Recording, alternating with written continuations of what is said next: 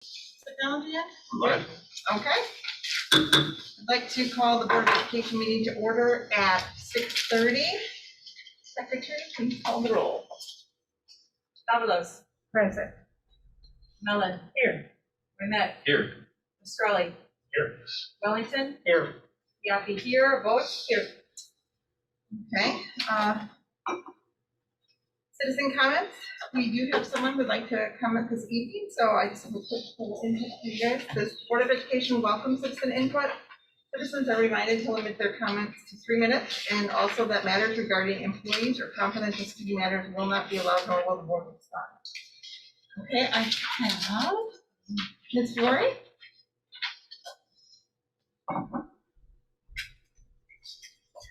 Hi, everybody. I'm Rosangela Fiore. I'm the community coordinator for District 120. And I've been employed with the district for 8 years, in my role for 5. And I took on a position that was completely undefined, there was no beginning and no end. We had a business incubator that we were bringing into the school, and I was asked to staff that program.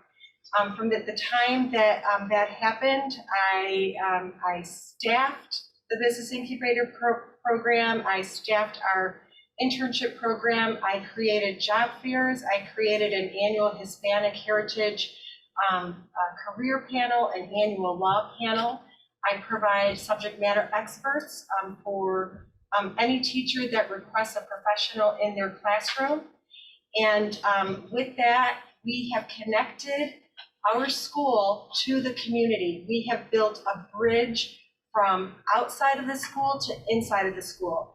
Our businesses are now part of the MHS D120 organization. The relationships that I've established throughout this time I can't even count how many people I have in my database and professionals in my database. I have provided the board members with a bunch of letters that really just kind of came in very quickly as I was informed on Friday that my position is being eliminated at the end of this academic year. I think that this would be a great disservice to our student population. And I believe that we need to reconsider and not vote yes on this. I think that our students, especially our students that are of a disadvantage, will be missing on very crucial business relationships that they would never have had unless they have this experience at Mundelein High School prior to either going to work or to going to college. We've connected people with internships. I've been in part with the McLean Fogg initiative when that first began, part of manufacturing initiative prior to a department chair taking that over. I'm the one that did everything with the steering committees. I brought in all the manufacturing experts from the field so we could understand what our manufacturing partners needed in their manufacturing plants and how we could develop a program at MHS that would connect our students to that. I would hope that you reconsider this decision and find value in our program to our students and find value in the connections and all of our volunteers that have given so many years and so much time to our students, and not to eliminate the opportunities that I can provide. I thank you again for your time, and I'm open to any questions that you have.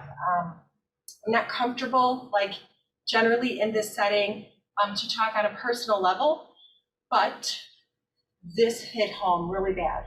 I was informed on Friday morning that after all the good that I have done, that my job is being terminated. I had no idea this was coming, and it does affect my family. I had my husband in the incubator program, in the internship program. I currently this year have my son that has mentored 4 of our internship students in sales. And so it is a, a very, very personal matter how this is affecting me. I love my job. I love MHS. I love the community. And I believe that I add value to this district. And I would like to stay in the district. Thank you for coming in and sharing. Thank you so much. Thank you. Thank you. Is there any other citizens' comments on Zoom? Angela Trilhassi. Angela, can you hear us? I can. Thank you all for picking up on the button.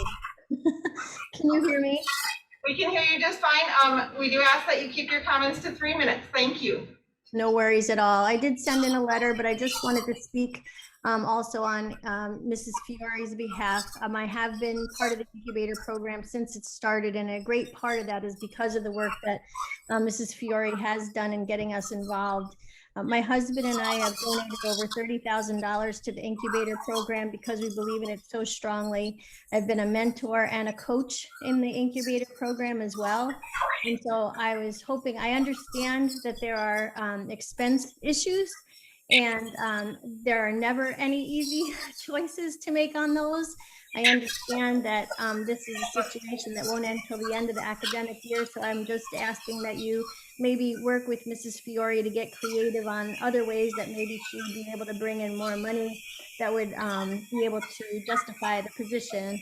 But I did want to speak on behalf of her and just say what a great influence she's been on the students and on the incubator program. Thank you very much for allowing me to speak.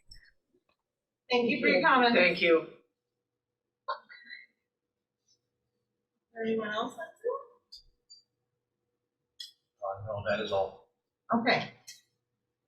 So normally next we have the consent agenda vote. I would ask that we put that after our district reports, because I think there's some information in those presentations that might help us understand or have more clarification. So can you do that one? Okay, is everyone okay with that? Yes. Okay, so we will be moving the consent agenda till after our district reports. So, does anyone have any questions from the Monday call for administration?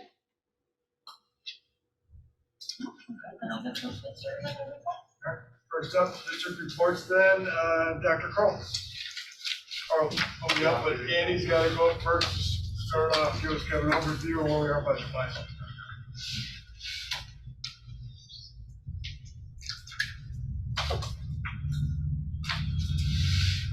I'll keep this short.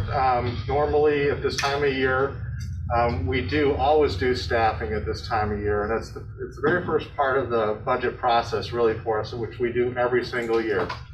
We start out in January with that process, and usually we're able to get it done sooner than when we got it done this time around, because with COVID and being able to get the class rosters in and what the kids have chosen, it took a little bit longer to get that kind of information, and that's vital to figuring out staffing for the following year. But this is the normal time, the March meeting, when we do bring the staffing recommendation to you. And of course, staffing is a huge part of the budget. But given the things that have been going on and some of the rumors going around as far as finances, I just wanted to address a couple of things. And before we get into those comments, I want to say the next step in the budgeting process, once we get the staffing part done, is normally that I bring to you a tentative budget in the summer. And typically what we've been doing the last several years is having that in August, because in July, you guys have been doing your board retreat basically and doing those sorts of things. So I'll bring that tentative budget to you in August. I get into all the details of how I built that budget, some of the trends that are going on, what we're doing to keep it balanced. And we get into all of that in the summertime. And then you approve the final budget in September. That's the normal progress. And that's no different from this year. As far as where the district is financially, there are some long-term trends. And I don't want to get in depth into this because I could spend an hour, and that's not what this meeting is about. There are some long-term trends that are troubling for us as a school district financially. Property taxes, which is our largest, I'm preaching to you guys, you've heard it before, I've said it many times. It's 83% of our revenue. It's only growing at 2% a year, and it's been very low for a long time. We thought maybe that trend would change over time. When we did financial projections several years ago, that is below the normal trend of property taxes, or at least what it had been in this area. And anyone who's lived in this area for a long time knows we had a huge boom back in the 90s and early 2000s, and then that just came to a screeching halt in the last recession, and it has never come back since, at least not for this area. So we've been averaging only 2% increase to those revenues in general. And of course, that's 83% of our revenues. That's a huge hit, really, in many ways. The other piece of it is the state has really whacked us since the last recession, and this is kind of a cautionary tale for what's going on right now in the state, because I see history repeating itself. The last recession, lots of federal money came in, propped up the state budget for several years. Last recession, when that federal money ended, boom, we lost $1 million in state funding that next year after that federal money was taken away. That has never come back. Has it fluctuated a little bit? Sure, but it's never come back. We've lost, in essence, $1 million a year for 7 years running. And if you throw in inflation on top of that, that makes it even worse. Those are some big revenue trends that are really hurting us and have been hurting us consistently for a long time. On the expenditure side of it, we've added a ton of great programs, including what Mrs. Fiore just explained. We've added programs like that. We've added parent outreach in the community. We've added more to the dean's office, to HR, to facilities. We've added other programs. We've brought special ed programs in-house with transition and our Strive program. All of those things cost money. We're not apologizing for that. We wanted to try to do the best we could with the resources that we have. It's just that those, and long-term trends, we've been only going up 3.6% in expenditures a year, which isn't bad for most school districts. But if you're only going up 2% in your revenues and your expenditures are going 3.5% a year, do the math, follow the trends, those lines start going, and that's not where we want to go. So we are trying to take proactive steps now to try to address that. Are we in a budget crisis? Absolutely not at all. But we don't want to get into a budget crisis. So we need to take some difficult steps now to try to keep us balanced, which has always been our goal every year. So I'm not going to get into any more details on that. I just want to give you some real broad trends that are going on. And then that'll lead into what Anthony's going to be talking about, because he's talking about staffing, among other things. So again, I'm always open to questions, any comments that you have regarding the budget, but we'll go into way more detail to trends, what types of things we've been doing budget-wise to keep us on the right track, but that'll happen this summer when we normally do. All right? Any quick question before you Yes, take sir. off though? The special ed you mentioned, we've been doing that for a couple years, but I was told, and I think we remember that this was a cost savings that we were doing. So I don't understand how all of a sudden now, especially bringing back special ed is now an increase in our. Well, when we in our first costs. costed it out, there were two things on the revenue side that we thought were going to happen that didn't. Part of it was precipitated on getting out of CEDAW, if you guys remember correctly. I remember the whole thing. Two years in a row, we didn't get any extra federal funding. That's $250,000 every single year that we did not get, that we were going to get had we gotten out of CEDAW. Now we're starting to get that money back this year, but that was 2 years in a row that we didn't get that. That's $500,000 over 2 years. Secondly, if we were also going to get out of CEDAW, we wouldn't have to pay maintenance fees. Now that's a lot less than the federal funding that comes in, but that's about another $150,000 a year. You add those two together, that's $400,000 a year that I had when I did my projections saying, bring this in-house, it'll work financially. That was precipitated on us getting out of CDOL. We haven't gotten out of CDOL. Gotten more federal funding, we're still paying that $150,000 a year to CDOL for maintenance fees. So that's, So when are we projected to be out of CEDAW for then that trend to switch? we don't have any plans to change that anytime soon that I'm aware of. I can't address that at this point. Okay, so I guess my last question, in the next budget that you're gonna do for us, are you come back to us with changes saying the way this trend is going, we're gonna have to cut salaries across the board to maintain where we're going? We're trying to avoid that. One thing that we hope to do when you look at these types of changes, we've hit as much of the low-hanging fruit as we can. We've gone through supply budgets, capital outlay budgets, all these sorts of things, even contractual services. We're looking at reducing a bus route. I mean, we're going through all these different things. I think we've reduced our police contract, which is one of the things we'll be improving tonight. We just looked at every single way, what I call low-hanging fruit. But the fact of the matter is the vast majority of our budget is staffing. And so we prefer to do it through attrition. You know, people retiring, people moving away, taking other jobs.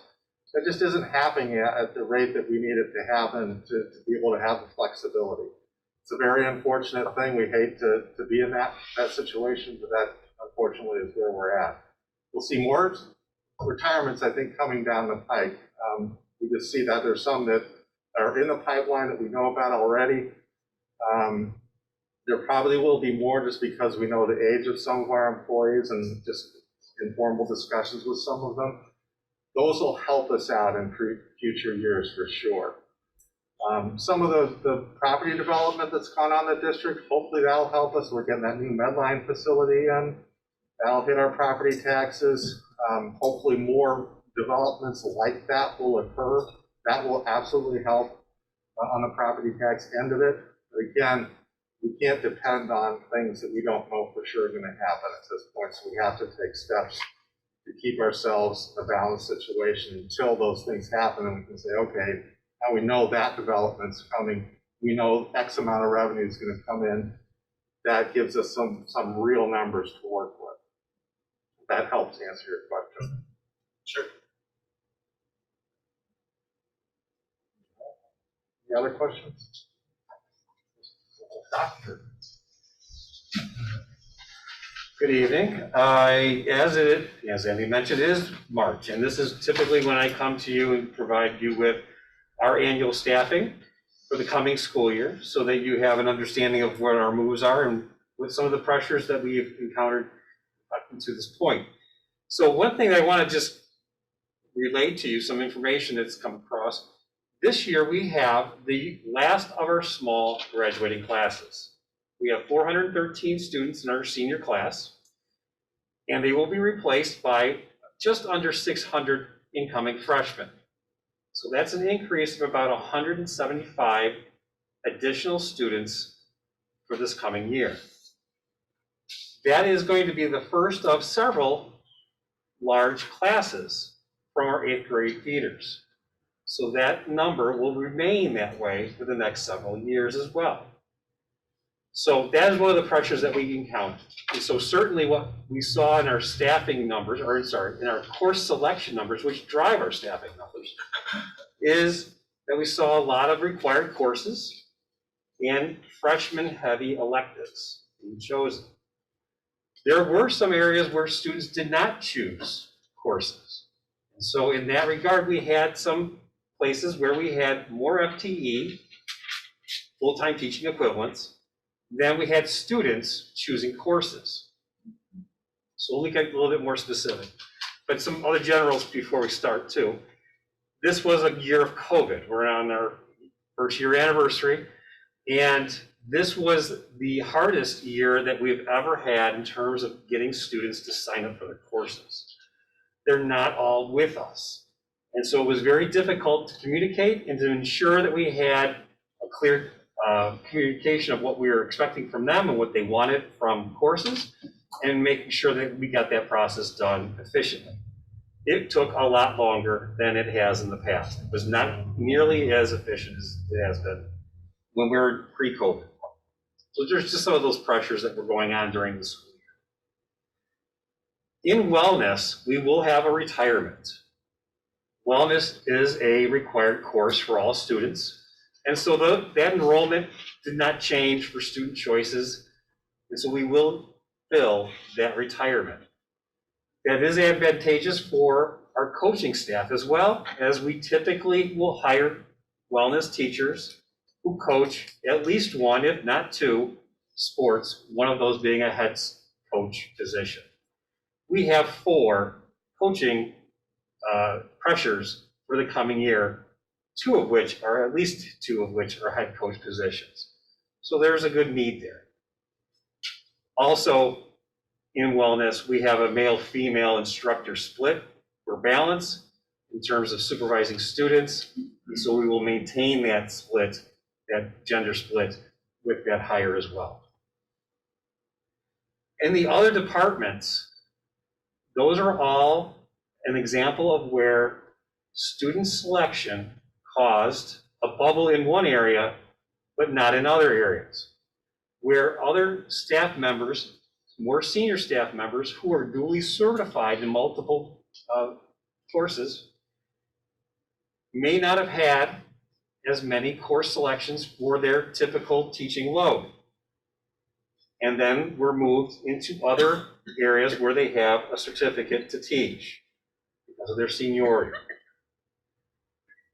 In the response to that, non-tenured teachers typically would be released due to that pressure. And then finally, what I will at least acknowledge with everyone here, the most uncomfortable conversation has been the community coordinator position. It is also an example of student choice and having a shift in that student choice. The numbers for our business incubator and our internship program have not changed, but there are less, not super less, but there are some less. And there are not as many. There is room within the schedule now for certified teacher who would typically have been teaching other things to be able to absorb those roles, that support role as provided by this community coordinator. That support from a certified staff member can be 2, if not 3, periods of support due to, again, a shift in the FTE, the student choices for the courses that would be taught by an instructor in that department. I'm really used to that information. You may not be, and I want to make sure that you have an opportunity to ask questions around that, but I wanted to be able to at least give you some of the background that helped develop the staffing plan. I have a question. With respect to what you just mentioned, I was confused by how you laid it out. Maybe I'll start with this. Are the needs of that position, do those remain? And what you're saying is that those would then be assumed by a different member of the staff or someone who's already teaching in the incubator program? So about the community coordinator position in Right, 'cause I particular? think you said that the numbers of students still taking that course or those courses is about the same. So the need, I'm assuming, is still there for that role. The position, the responsibilities of that position are still necessary, but the personnel to satisfy those responsibilities might be, the responsibilities could be assigned to someone else, is how it. So 2 things. Yes, the support that's provided by the position can be used by a certified staff member who doesn't have the full FTE due to other course selection choices of students. Are the responsibilities of that role within the realm of what that FTE teacher would otherwise Yes, be doing? yes. is, so I also want to mention this. This will be the second piece that I was just saying. This is one type of model of how schools have run a business incubator program. There are many schools with a business incubator program, and they don't all have a community coordinator support position to do that type of work. In other schools, there's different models. One of the models in other schools is, and has been, that a certified staff member can do the same support work. Anthony, can we dive into that a little deeper? Because reading this position, it's a lot of it is not 9 to 5. It's talking with businesses and leaders in their industry outside of the school time. I'm not confident that a certified teacher who we've been on the union negotiations, they don't want to do supervisions. So I don't see certified staff taking on this responsibility outside of their teaching duties, because this sounds like another thing that we're going to throw at them. So explain how that's going to work. So again, first of all, there are other successful business incubator programs who do operate that way.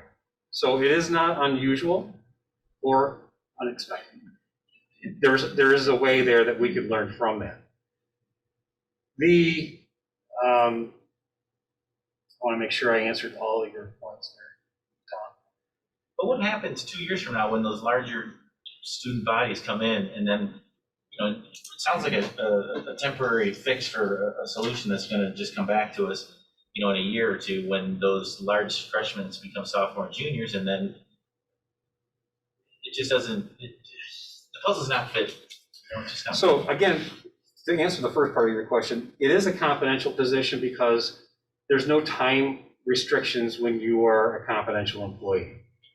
If you were part of MESA or MEA, yeah, you'd have a little bit more restrictions due to the collective bargaining agreement. But that doesn't mean that that level of support or support for a program like Business Incubator can't be generated through a different model. We don't know what the future would look like. Certainly we don't. However, those are steps that we would take in the future. If we were to do this, then I also have a situation where I do have a situation in staffing where I don't have a full load for a certified teacher. So I will have to go back and rework that as well. Those are just different things, pressures that we'll have to take care of within this. So what has been the vision for this role as it's currently designed? What was it growing towards or aiming towards? So part of the position has been to support the business incubator and internship programs, making connections with the community, to place our students in either internships or to have mentors for our business incubator program students, and having participants in their different programming in business incubator. There are other secondary roles that this position has been able to help with, like having summer job fairs. There are more ways that we've tried to work it, whereas Angela has mentioned, having career cells where specific departments could say, I would like to have this type of individual come in, can you arrange that? That's more infrequent, but it has been a part of this position. Has since the program started, approximately 7 years, 5 years ago? This program started in its current form 5 years ago. 5 years ago, okay. Has it been growing exponentially, or is it stationary, Now, the numbers in Business Incubator have started around the 40s, and they're at 30 for this coming year, which is the lowest they've been. So not a deep dive, but not increasing by leaps and bounds. And the internships related to that? About the same. And that was from last year to this year? And that's for the last 5 years. Last 5 years. So it's not going up by 5 or 10 No. students. It's kind of that.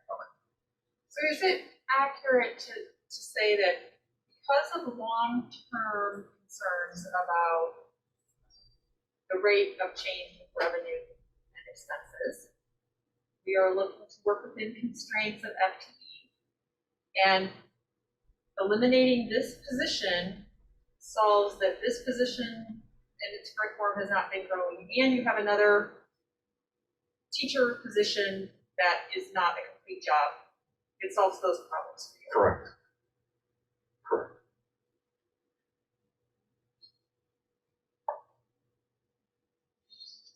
I'm just curious because you keep referring to the business incubator, and I know that the role handles several other programs. So is there anybody, any other staff who would be picking up the other programs? So the other program is internships. So there's not several other programs, it's just Like internships and business Hispanic? incubator. As a consistent piece of the position.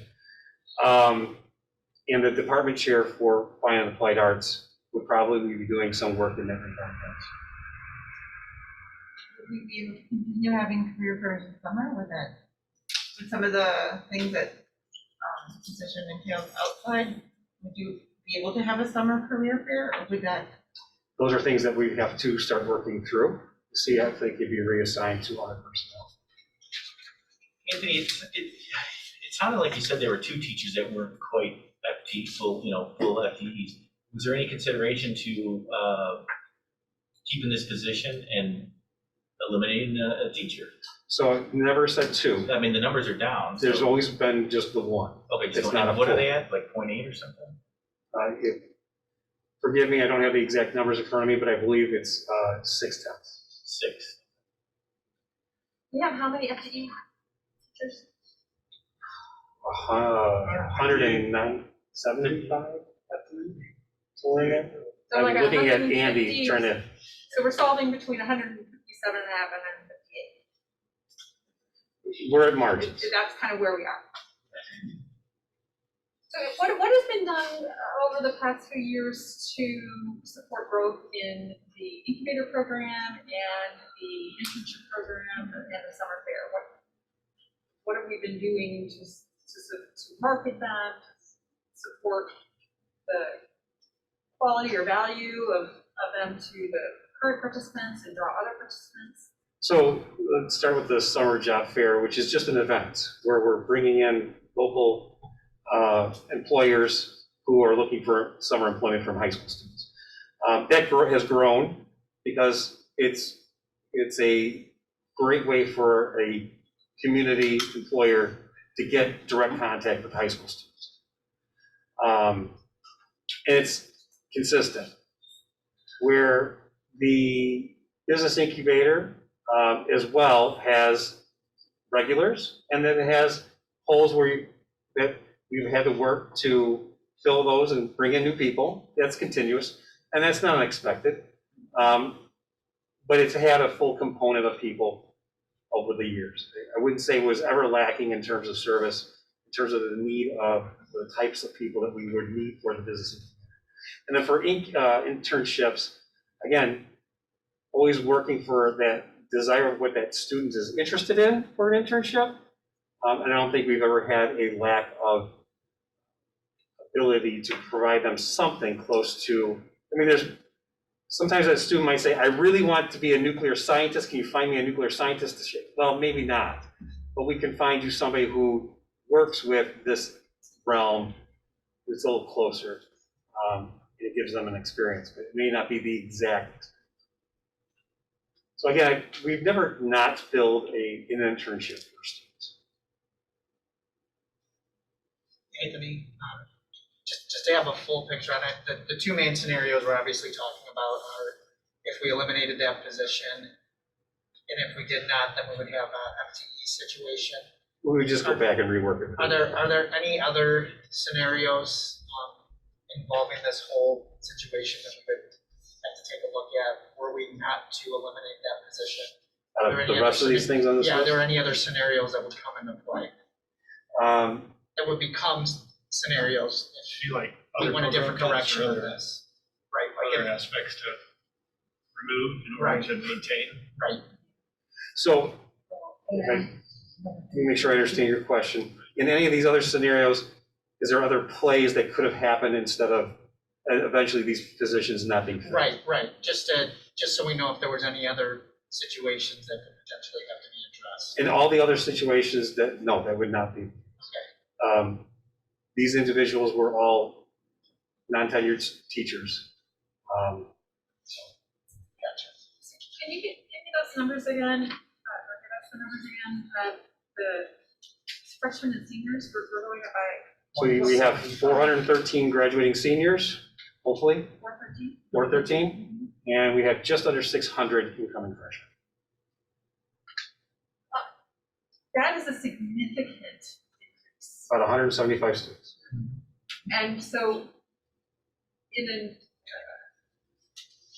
anticipating that we're growing in our students and what their needs are gonna be, I would question whether we need to decrease now versus a year from now when we have a better feel for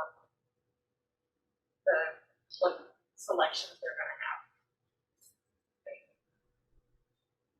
Or do we need to be in decreasing mode for half an FTE when we're growing by 40 something? So in terms of the financial picture, I'm going to rely on Andy to help you with that discussion. I will just tell you that if you didn't make the decisions here, we will just have an excess of FTE, and we'll absorb it in some form or fashion, which will be a part of your financial picture. And just to tack on to what Lisa was just saying, wouldn't that, if we retain this position in a year or two when these students come in, wouldn't those FTEs go to one based on those new students, rising up anyway? I mean, I would think so. It all Is there depends students? Yeah. on student choice. Correct. But the potential is that when you got 175 or more, it's obviously gonna, we can assume that it's probably gonna be there.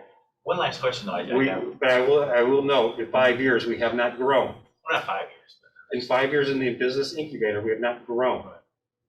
We've contracted a little bit, we've not grown. okay. So Have you some programs may not grow further. have you considered shutting it down then?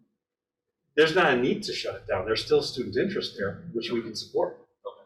Can you just real quick just talk about the McLean Fog? Because I toured that maybe 2 years ago, probably now. Just to me, that position started the McLean Fog thing with I think There was a relationship Larry and somebody through else. Who was it with? through the work of Rosangela. Yes, there was conversation with McLean Fog and other manufacturers in town. Yeah. At some point, the McLean Fog internship started because McLean Fog invested in Mundelein High School. Right. They ponied up, they created the entire program, and we supported it. So in the end, And how is we that provided currently? students for it. They did all the legwork for Right. it. It's different than other things that we're doing in that area. No, I'm That's a asking very how's it going? specific example of that program. Because I just know when we talk about like manufacturing, it's going to be huge. They're losing the tool and die, and we're supplying the labor force for a company that I think when they presented, it was like $100 million company here in Mundelein, and our students are supplying. Is that still the case? Are we supplying students? We are still supplying students to not only McLean Fog, but a couple other local manufacturers. Okay. Through a different program. So is McLean Fog independent of the incubator program? It is. Oh, it's not, okay. I have one more mathematical question. So if you were saying that you had a teacher who was at 6/10 that would absorb some of the duties of the coordinator, so would that mean that teacher would go to a full-time? Yes. Okay, so I guess my question is there any wiggle room, and this might be more of an Andy question, for like a half-time coordinator, community coordinator, as opposed to increasing that staffing persons from a 6 to a full?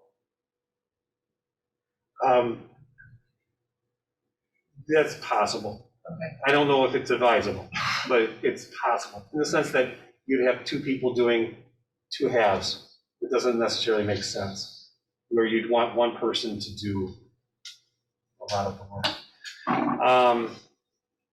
And to the other point is, again, any of the reductions, if you wanted to fill any of those reductions, again, that's just a financial responsibility that you incur as you move forward. And Laura, I think they kind of tag along with that. I think Andy maybe could present us down the road. I would assume it's more expensive for us to have a full-time teacher than it is a non-certified teacher in the long run, with all the expenses involved. So if this does continue to trend, next thing you know, we have 2 more full-time teachers supporting all this versus that are taking on these added duties. In the long run, it probably could have been cheaper if we got a position. And it's up to Andy to kind of run numbers on that. But I just know how I know what our teacher budgets are, right? I would assume, Tom, from the other side of that, the challenge becomes if you eliminate a full-time teaching position, now you're trying to retain a teacher as just a part-time position. Yeah, and I'm not saying Which eliminate, we could lose the teacher over that. and I'm not saying eliminate, I'm just saying Right. they never get up there. To that point. Forgive me if I missed this point, Anthony, but we have an increase by 45% of enrollment. And but you said that whether we need to get more teachers or not is purely a function of student course selection. Is that really possible, an increase of 45%? Well, 45%, if you don't have a 45% increase in student population, Just one grade. it is in one grade. I see what you're saying. Yeah. The majority of the students are juniors or seniors in the business incubator program? Yes, it's All typically of a them, I junior, believe. senior. Yeah, I think all of them. Okay, well, I'm just gonna kind of jump in. I think we all value the position, and see the benefits of having a community coordinator. Now we just have to balance that out with fiscal responsibility and other things that will come into play, and we'll have to make our decision. Can I ask one more question? If we're seeing a shift away from the junior, senior population of classes, and I'm hearing you say that the majority of our teaching shift is going toward that incoming freshman group, what are the other moves that are having to be made? Where are the other reductions in Sure. classes or So that type of class? let me envision it a little bit differently as a bubble. So what happened is, in English as an example, a required class that every student takes, you just got a whole influx of 175 new students. So some of the individuals who were doing some coaching, at first, we looked at whether we would continue the coaching plan or would we have them teach. So that has a direct implication on our support of our teachers and their instructional improvement. Or do we do things such as, at this point, this has not all been brought out to staff, so I'm bringing it to you first. We did look at our AVID program. We had 8 teachers teaching our AVID program. We reduced that to 6 for the coming year. We didn't change the program, but we did reduce the number of teachers teaching the program. So that was a place where an example of an adjustment that was made. There's another individual who has 2 periods released to do data crunching. Does, on a weekly basis, has a responsibility to calculate and do some data crunching for the district. That position, that leave will end this coming year because we will need that individual in the classroom for the bubble that has been created. Anthony, real quick, you just mentioned AVID 8 to 6. Where did those 2 teachers go? Back to their departments to teach. Because there's a So they're bubble in their retained. department. They're they're retained because they need to be teaching English or. Okay, they're just not in the AVID program. Correct. So AVID was like an extra. It was an assignment, as one of their assignments. Okay. I teach chemistry and I teach AVID. I wouldn't be teaching AVID. That's not like a supervision, though, right? No, it's a class. Completely opposite. It's part of your FTE. Okay. I have a question. So the class got smaller and that's why you moved the teachers, or you just moved the teachers to, No, typically the freshman and sophomore level AVID classes are more populated. We do lose some students over the course of their 4 years. So the junior and senior level have less students. Instead of having 2 sections of AVID at the junior senior level, we just have 1. So sometimes you get into a situation, well, probably more than you want to know. You'll get a class and you have a class size set at 28, 30. You have 31 students. Do you stay at 31? Do you split it into 2 classes of 15? And it depends on your resources. How many teachers do you have? And is that class going to fill in over the course of time? Because sometimes you'll have people switch classes in the summer. Will that be absorbing some of that move or not? And we do see trends. We do know that there are trends in certain courses in our building. Some things never change. They don't shift. Others, they're popular. They will shift. If there's a space, they'll get filled.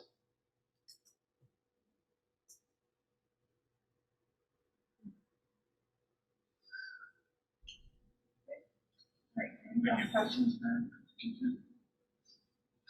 Okay. All right. So going on to the next topic, as we are approaching the first year of COVID, hopefully the end of the first year, end of it period, there's a lot of districts right now having the conversation on what part of what we have just gone through for the last year is worth keeping, and how do we incorporate that into the new year. As we have gone through the last year, we have had a permanent late start. Our students have not started school prior to 8:45 every day. That is one of the elements that we have had past conversations in the district about and have not really pursued it until this year, knowing that right now everybody is on a permanent late start. Is this a conversation for us to pursue to see, do we want to continue that into the coming years? So it's not necessarily a new topic. Actually, back a couple of years ago when we shifted from the block schedule to the 8-period day, a permanent late start was a part of that conversation. We decided at that time that we were doing a lot of change already, so we didn't dive into it. We did start having the conversation last year pre-COVID, and then when everything changed, it just got shelved. And then as we started reflecting on this year, we felt that this was a worthy conversation to bring to you for a discussion. Some of the advantages of going to a permanent late start are these. First, for as long as I can remember, the children that ride a school bus at Mundelein High School have a huge investment in time, of downtime, because of their having to need that transportation. Students who ride the school bus pre-COVID have been arriving at school at 7 o'clock in the morning, and school starts at 7:45. Consequently, school would end at 3:05, and the bus would not be boarding until 3:35. So about an hour and 15 minutes. On a daily basis, our bus riders have that inequity of time, if you will. We have tried in many different ways to utilize that time to varying poor degrees of success. But all the same, that is one thing that we've always looked to work on. The second thing is the research on student start times in high school demonstrate that there is a health benefit for high school students if they start later. Whether it's improving their tardiness and absenteeism, better test performances, some of the things that we've reported here, less self-reported depression, car accidents, are all benefits of the research. And there's a wide body of research, which I would be happy to pass along to you as the committee has collected a lot of that information over the last few years. And finally, the other reason to move to this would be for the reason of our core value of collaboration. In our mornings, certain mornings, late start Thursdays, for example, we would have our department and staff meetings. Typically once a month, we'd have some type of meeting of that sort. Another week, we would have our professional learning communities where teachers of the same course would meet, collaborate, whether it's on assessments, instruction, curriculum of any sort, but it's usually very timely. What was missing is There are many other collaborative endeavors that our staff would like to do but cannot. So for example, if I am a chemistry teacher and I have a co-teacher in my classroom, it is very hard for those co-teaching pairs to find common plan time. A common late start would allow for that to happen.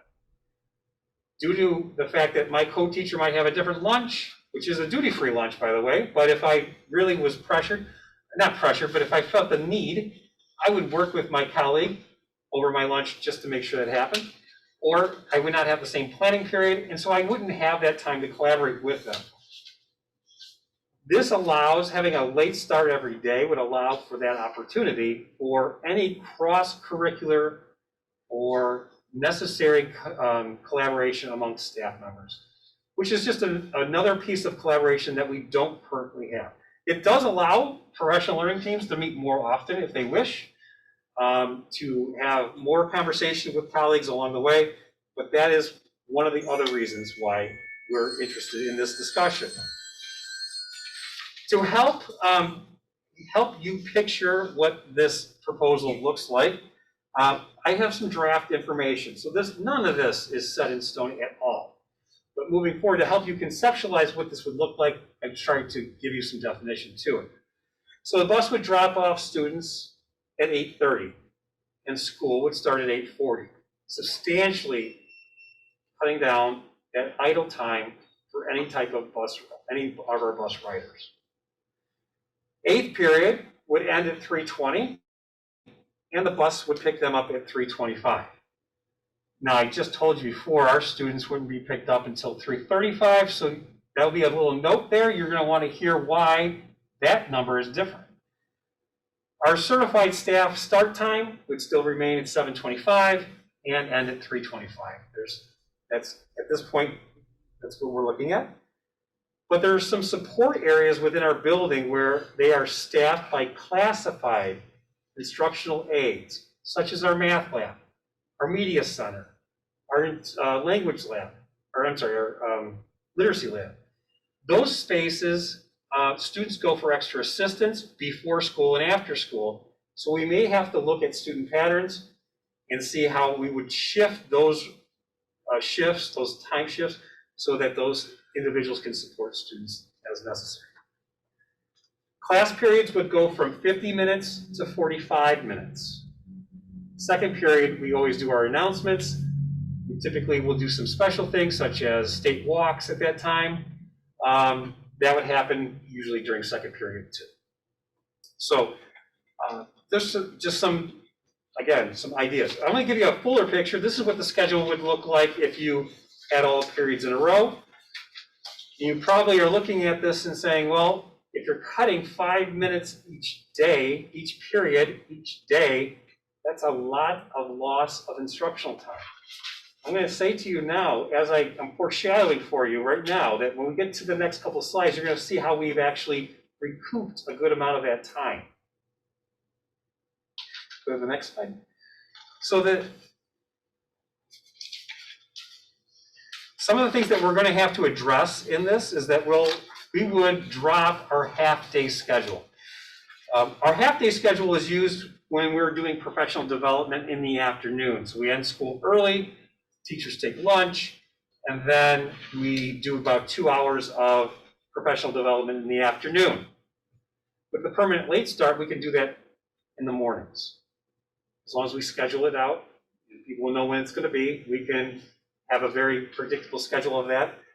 That would eliminate the half-day schedule, which we had just about every other week. We would have to change our early release schedule. We still have a need for early release, whether it's because of parent-teacher conferences, the homecoming parade, an assembly. They're not very frequent, but we do need them. But we'd have to adjust them. Our lunch periods would probably change, 2 periods, 3, 4, and 5, and 6. 3, 4, 5, and 6. We'd still have 4 lunch periods. We would just shift them. If you look at the times of those lunches, those periods, they're actually very close to what they are now. They're just different numbered periods. And then finally, overall, over the course of the year, so we're talking big numbers, averages, each class, each period would lose 176 minutes. Over the course of the school year, that's 1 minute per period per day, not 5. Cut the time down 5 minutes, but we're only going to lose 1 minute overall on average due to the changes in these schedules, the elimination of these half-day schedules, because we can utilize time differently and put those activities in the morning rather than ending school early and having less instructional time. So overall, because of those changes in the schedules, we would have just a loss of 1 minute per period per day, not 5. Stop me if you have questions. Go ahead, Lisa. When you started, you said that part of this is being driven by some of the changes we've made. What do we want to keep? Will we be keeping heavier use of the learning management system for students to access homework and communication and discussion board and all of that? Canvas in this case, right? Yes, different conversation, but yes, more than likely we will. Well, And I it is think we different. It is a different conversation, but it also means that the teachers have more opportunity to give feedback and structure and all of that to non-class time. We're still gaining the teachers that are being able to give them assignments and feedback and track all of that with a better, more systematic approach than we did. Yes, universal no less for all students. So we don't have different students doing different things because they have different teachers. All teachers have been using Canvas, so it standardizes that across the board, yes. In my mind, that more than offsets the 176. We do intend, we haven't had concrete conversation about it, but nobody has said that we are getting rid of it. We haven't said that we can't wait to get rid of it. Our conversations have been more along the lines of we expect to keep it, continue using Canvas. Anthony, what's the current conversations looking like with the two unions for this? Well, this is me bringing it to you for discussion first. If you like this discussion, then after, as we leave here, there's two things that are going to happen. First of all, we're working in connection with D75, because ultimately this has got to be a net zero proposal. Neither district can support this financially in any other way than what we're currently doing. All 4 schools have kind of done some kind of compromise to make this work as well. Coming from this meeting, next week we go to the D75 meeting and give the same the same presentation for them to have the discussion as well. If both boards of education wish to have this discussion continue, then we will work through community outreach, staff focus groups, and start detailing it out, and ultimately bring it to you. I'd love to bring it to you in April. The reality is I don't think that's going to be, I think that's too fast. I think it would be May that we bring it to you in a fuller form for you to consider to adopt. And then would that we have a 2-year contract right now, would that have to go into effect after that? No, so I think the thing I keep in mind, it's the board's responsibility to policy to establish start times for the school day. That's not a negotiating piece. And it wouldn't change the teacher work there. Correct. So from that, Just the time. yeah, from that aspect. So in that, but to answer the question directly, within that staff focus groups, I am assuming that the unions will have conversations in it. And we're looking to do this in 21, 22, not the following year. So, yes, the bringing it to your attention now is so that if we come back and if everything is moving forward and we come back in May, for you to approve it for the 21-22 school year. Anthony, just curious with the minute calculation, had you guys also factored in like with Thursdays, if we're no longer doing that late start, we'll pick it up time there too? Correct. Can you restate the end time was what compared to what? The end time, right, in this draft, right? Because I don't want to say that this is hard and fast, right? But it would be 320, where it was 305 pre-COVID. Does that have any kind of impact significantly on after-school extracurricular? Getting to other districts for different events? There might be every once in a while. We actually have that issue now. When you go to a far school like Lake Forest, for example, it may not be so far, but there's a traffic implication. There are certain sports in certain schools that we know that we have that may need to be leaving early. But again, at this point, the athletic department does not feel that it's going to be a significant issue. I'm running through my head any other consequence. I mean, I think the benefit for adolescents is tremendous to sleep in. Not to sleep in until 10, but to get that extra amount of time, so. It was interesting for myself. My own children are now on a late start, and to see their reaction to it was helpful for me. I didn't quite feel that it was a truth, a universal, but I do see the benefit in my own children. That's anecdotal. Anecdotal all the time. Like, I can tell you too, I'm living that change schedule where at my school, we did almost exactly this, and it's been better across the board for everybody involved. Teachers have more time to collaborate in the morning, students have more time to do things like eat breakfast before school. It's definitely been a win. The next slide, just again, because we're partnering with D75 with this, that each school needed to give a little bit and take a little bit in order to get. Our take was we wanted to have a late start, but that meant that Mechanics Grove and Washington needed to have an early start.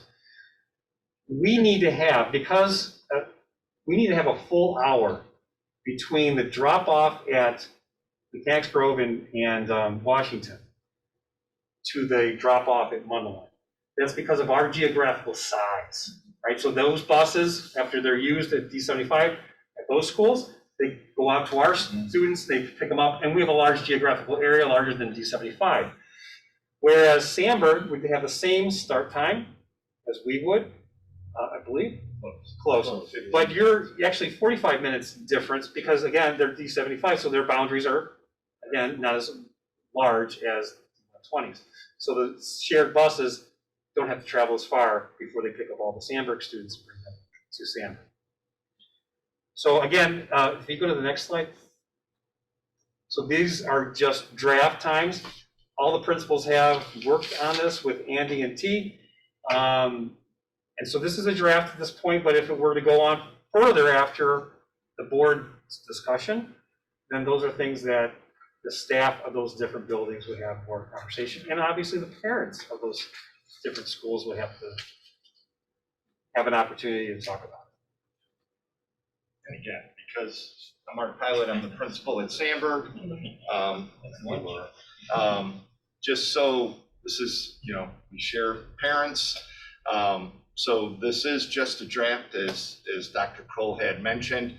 District 75 is still in the midst of working through some of those drop times because we don't want what was going on or is going on not right now with hybrid, but what's going on in Mundelein where students are being dropped off and they're waiting a long time before their day really starts.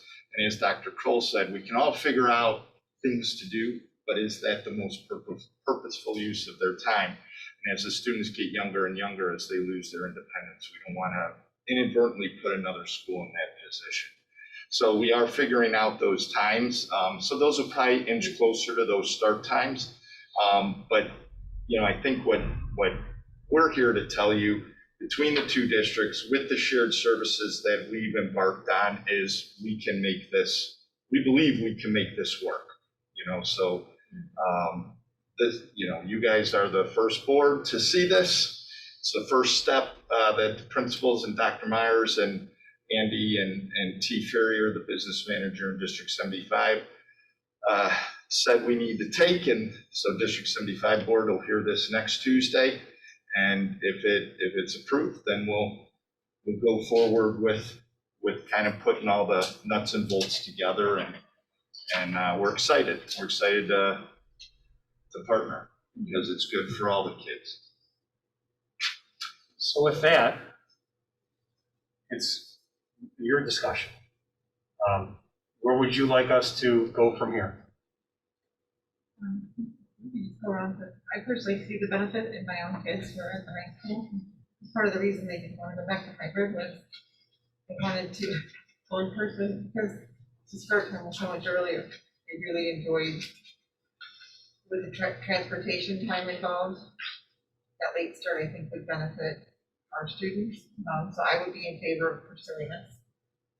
Yeah, I agree too. I would just add, if you guys haven't had a plan, to reach out to the Park District for, because MG, for any programming, of the schools afterward, or the library as well, because I know when my students went to MG, they would go over to the library with this extra 40 minutes, it looks like. Maybe the Park District and the library will pick up some programming to take care of these kids a little bit longer. Less D75 stuff, I should. That's why we're here together. Right? You take care of that. Sarah, are you in favor? Yeah, I'm in favor. I had mentioned earlier just the effect of sleep on adulthood and adolescent, and not to get into too much background, but about 20 years ago, I did a research project on it. I mean, it was pretty impressive just to see the benefits, and the conflict was it was bus companies and school boards that kept it from happening. So I think we're in a position here to actually say what's the benefit. There's a tremendous benefit to the adolescent, and on the flip side of that, it was better off for younger students to start earlier. They tended to bounce up and get going a little bit sooner anyway. So this is a breath of fresh air, and 20 years in the back of my head, to be honest. My son will say, why are you just now doing this? Exactly. Anyone who has a student at Mundelein High School is like, yes. Yeah, I hear a lot of reasons to support it and very little anything not to. Yeah, if I didn't make it clear already, I'm 100% for this change. So we could buy our own buses.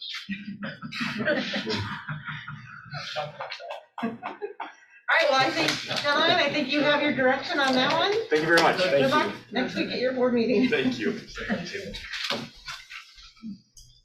First of all, look at the of the student. You want to head out? Yeah, to the floor.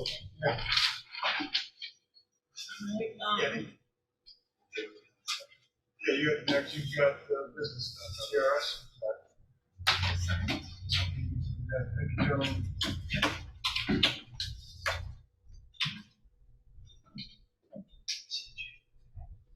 I assure you, these next two things are a lot simpler. There's two things for the business agenda. First of all is the TRS supplemental plan. TRS came out with this, I think it was back in February, where they basically sent out a blanket statement to all school districts in Illinois saying we are offering this new 457 plan that teachers and any certified staff can invest in if they want to. School boards will have to approve resolution by the end of March in order to get this plan started for school districts in Illinois. Many school districts sent information on to TRS and said, you can't just tell us to do this right away. We already have administrative situations, plan documents, all these things that we're doing to administer these types of programs, and usually 457s work hand in hand with 403Bs. And if you get those number and alphabet soup type stuff, it's all IRS stuff. So it's not something that's simple, not something that's easy to just say, oh yeah, just do this or that. So what TRS has done after all the input they've gotten from school districts across the state is to say, okay, we're not going to tell you have to approve this thing right away. They dropped the March 31st date, and they're basically saying you don't have to do anything for this right now. We'll get more information out to you later to see how this program works with your existing programs that you have in each of your districts. So at this point, I don't see us bringing that to you anytime soon. We'll see what TRS, we're just in a waiting pattern to see how TRS will adjust how they say they want to do this program. So There aren't that many people. We do have a 457 plan already with the district. There are just a handful of teachers and staff that participate in it, so it's not a big deal.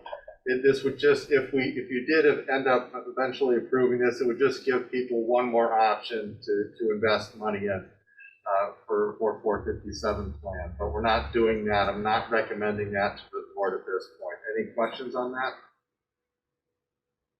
All right.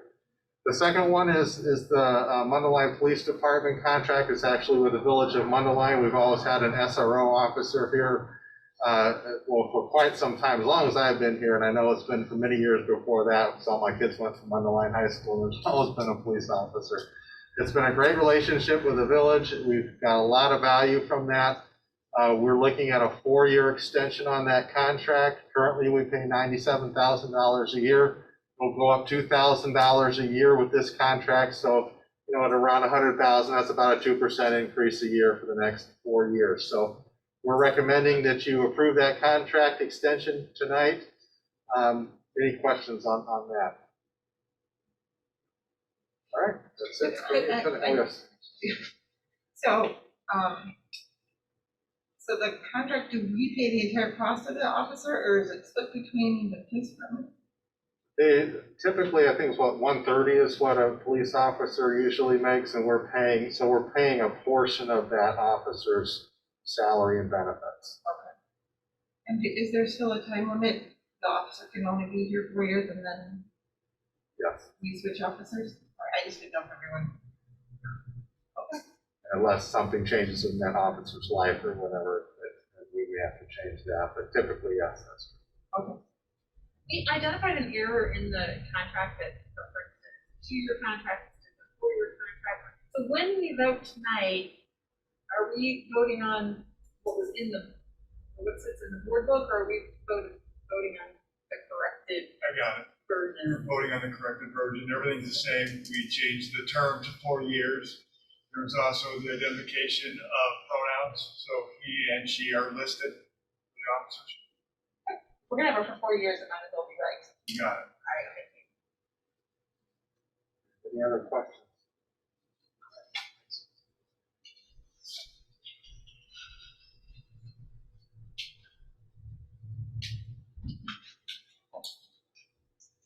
All right. On to the superintendent's report, and we're going to start off with a topic that we haven't heard about in quite a while. Let's get an update on the hybrid plan.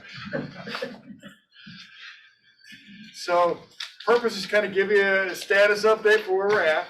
We're going to have a couple items too where Laura or Peter, please help fill in some blanks as we went through, because you're on the metrics committee. So if we go to the first slide. Since we've began back at the end of January, roughly, from the hybrid, we've had approximately 113 students added into the program through requests. And in addition to that, that also includes roughly 28 students that also have IEPs. So we've seen some more kids coming in than actually been going back to remote. So that's been a very good trend to see after 5 weeks. Go to the next slide. So I think this is one of the slides when I looked at it, probably most important, right? It's how much are your students consistently coming into the building that want to be in hybrid? From this graph right here, you can see on the far side, your far, well, right or left, take it back left. January, we had our highest rate that first week with the kids coming in. But what you see as we trended through all the way down to the end of February, we pretty much stayed between 75 and roughly 79% attendance rate. I think one of the trends that you really want to be able to notice is when we were thinking about this administratively, we thought after lunch time kids might be going or whatnot, but the attendance rates the last two part of the periods are better each time. So it's a trend we continue to see. We're seeing it now. The one part that's not on here, Anthony did pull the attendance for the first week. It did drop a little bit. It went to 69% overall for the first week. Yet our afternoon classes after lunch also remained higher than in the morning. So the discussion you just had with Anthony about the late start, the attendance numbers for what we're seeing at least trending are going in that same direction. overall, when you combine the kids that are in the building with our students that are also on remote, overall attendance rate is 97%. So for me, yeah, there's two things really there. A, our community has spoken, they've asked for two options.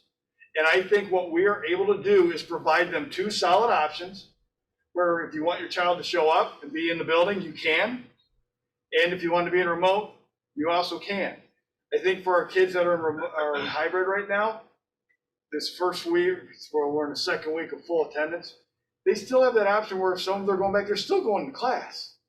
I think that's the important thing to think about, that we're still being able to meet the overall needs of our community. And I think that's a positive for all the work that we've done and be able to provide the consistency I think that we've wanted for not only our staff, but for our students.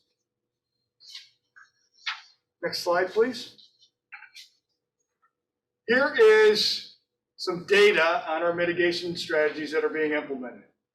I am very proud of our staff and our students for how they have been following the strategies that have been implemented, with wearing a mask, social distancing, proper hand and respiratory hygiene, and also cleaning and disinfecting their desks. So those are the 5 things that we're monitoring, the 4 that are up there, that we put on our metrics page. Those correlate to the CDC recommendations. What happens each week is we send out 1 or 2 reminders for our staff and admin, please fill out the survey. And the survey is in the top right-hand corner. And you can see over the last 4 weeks that we've had this data for, we're averaging anywhere from a low of 86 up to a high of 97% compliance. Meaning we're seeing that happen most or all of the time. So what we as a metrics committee have said, we're following these trends. And if we see something that becomes lower than what we'd anticipate, and we've been, I think, very good about not putting a number on that, because you've got to dig into a little bit deeper, because the honest truth, you got to look at how many people are filling out multiple surveys and what they're doing. But what we are seeing is this positive trend of making sure that if, for example, the one-way hallways and staying to the right of the hallway, it's our lowest response rate, meaning with compliance from our students. But we are able to take that information. I'm able to go back to Anthony and the building team and say, hey, we need to work with security and our admin team, make sure we're monitoring the kids in those areas to help get them following the correct pathways. So it's a very productive document for us to be able to use. And the metrics team is meeting weekly, and we review this and make some decisions about that and what information needs to be delivered, and we get that to the building. I will ask now to either Peter or Laura if there's something you'd like to add in regards to our process on this. I can just jump in. If you go back to whatever it was, 8 months ago, 6 months ago, and asked yourself what was our biggest concern, it was how are you going to get teenagers to follow mitigation and socially distanced, and I think we're seeing that they'll do it, that they do it well enough. If not well enough, they do it better than that. So this is a pretty successful display, I would say, of what we could expect. In fact, I've had an opportunity to walk throughout the building, walk outside the building, watch how things are playing out, whether it's a sports facility, whether it's in a hallway transition, whether it's students coming through. Had an opportunity not too long ago to help with some donuts and coffee in the morning. And I would say that those numbers are great if we as adults could perform at that level. So this is good. It tells us that the mitigations, I think, are effective, and that's the other thing the metrics are looking at, is not just these numbers, but then in comparison to the expectations as well as the trends. What are our numbers and what are our mitigations doing? And we're going to have cases. You'll see that everywhere. Every district does. But in terms of what we need to be doing in terms of mitigations, our students are doing it, and our staff are monitoring it effectively. I would just add, I had the opportunity, I was in the building last Monday on the very first day that they tried to do lunch, and it went off without a hitch. I saw the students in the cafeteria spaced. I saw the students in the gym spaced out, I saw the students in the band room spaced out. Everything felt completely safe. You told the students where to go, they listened, they went. And then at the end of the period before that, all the students got through the hall, got to wherever they needed to be. So from what I saw last Monday, the students are completely following what they're being asked to follow. So this data just reiterates that. I think they want to be there. Yeah. They really want to do this, and they're willing to live up to and exceed the expectations in order that they can be there and attend school. So it's kind of exciting. You just don't normally see teenagers respond like that. So maybe we could ask more of them. Well, I got a quick story to add on to that, how it's working. Last week I went to Jewel and I parked a car, and right after school, three male students were coming across the parking lot, no mask, no nothing, and I thought, please don't walk into Jewel without your mask. 5 feet before, all of them popped out the mask out of their pockets, put them on, and walked right in. I thought, there you go, guys. It was perfect. So it's working, even outside of the school. So. Well, and I think what I would add to that is, months ago when we were trying to decide, is it time to come back? We had reason to say that the school will be one of the best places to go. It'll be one of the most cleanly places to go. It'll be one of the most supervised places to be. It'll be probably the most supervised adolescent environment that you're going to get. And that's what it's panned out to be. And I think it's got us in an interesting position to consider what's next. But the other number I'll point out is that 97% of the survey respondents felt as though most of the students, if not all of them, were cleaning and disinfecting their desks as intended. I know that's not happening in 97% of the homes in Mundelein, right? So it's a it can be done kind of thing, and they're doing it. And we've got our issues too, but don't sell short these teenagers. That's what I was gonna say, I think we set the expectation and then, then met it with the behaviors, their attitudes, so it's nice to see that they're, rising to the challenge. So next slide. So I wanted to show you, so if you go to the webpage now, we have updated our webpage. This is our metric slide for our dashboard. We have modeled it after the CDC dashboard. What you'll notice are the indicators on the far left-hand side. And then if you come over the way to the far right-hand side, those are our metrics, how they're measuring up to that. So the first indicator is the per 100,000 number for 14 days.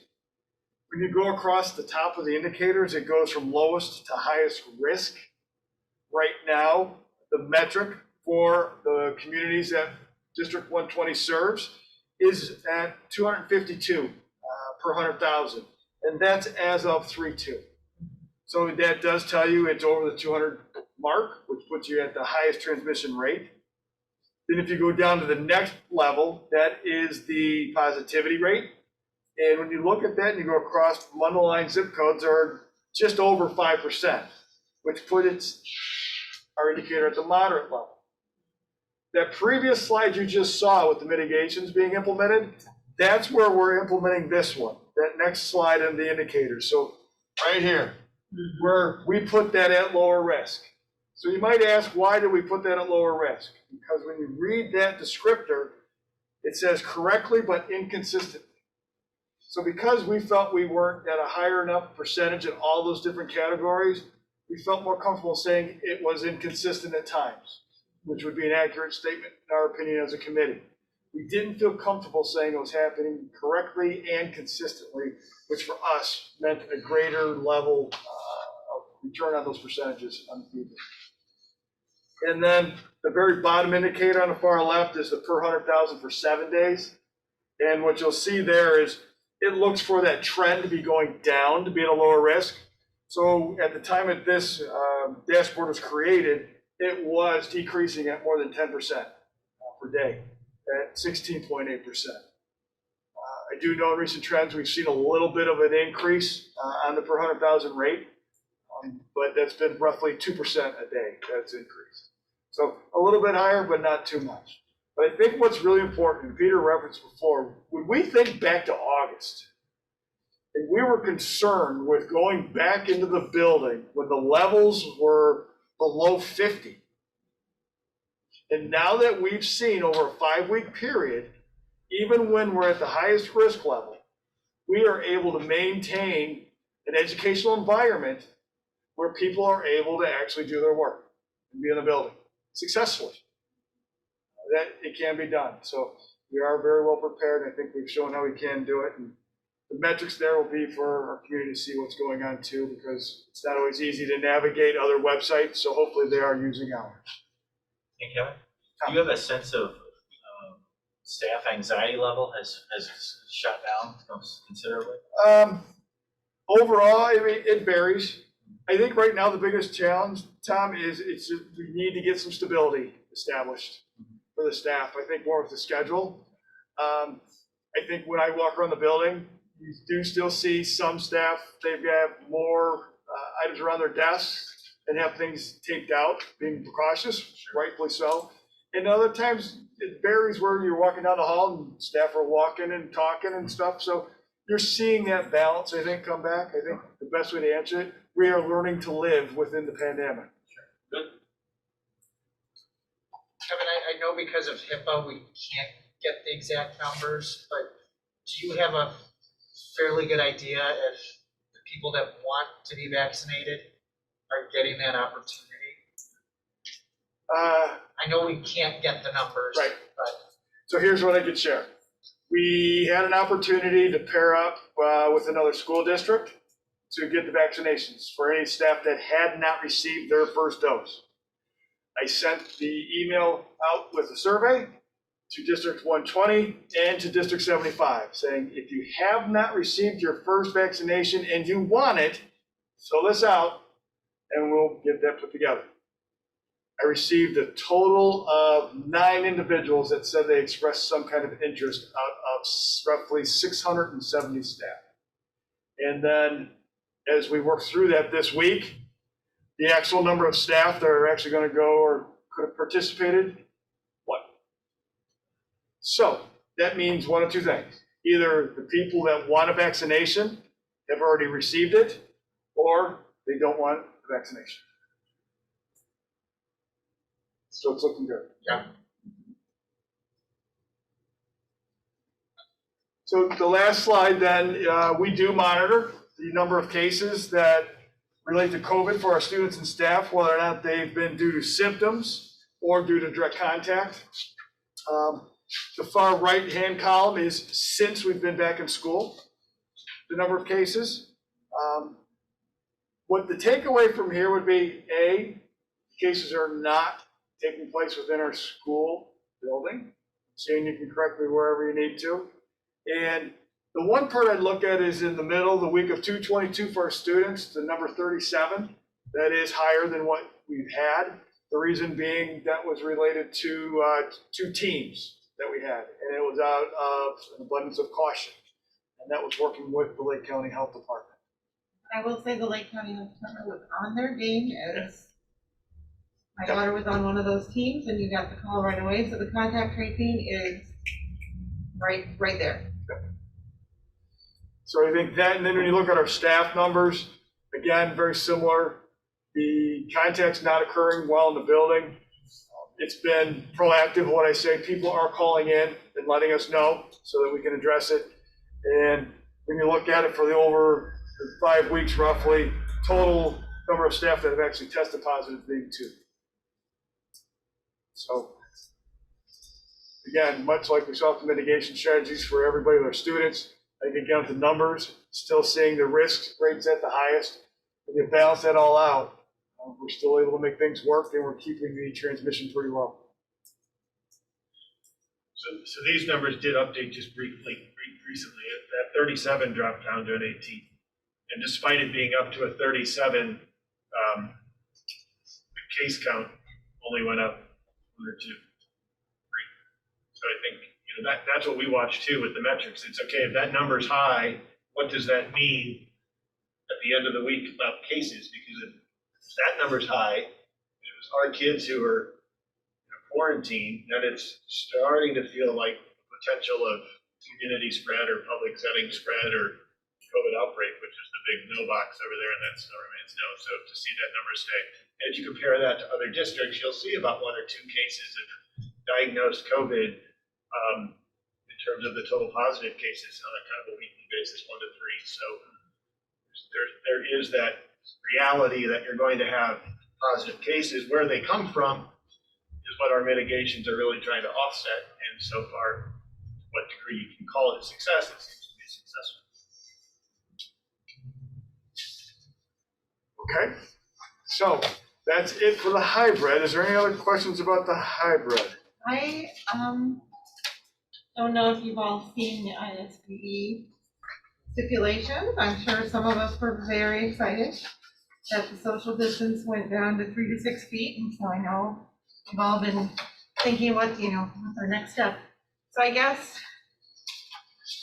logistically, I'm just asking you, just as far as what you can tell us. We've just altered the schedule and got the hybrid situated. And so these are just my questions, and you guys can jump in if you have others. Okay.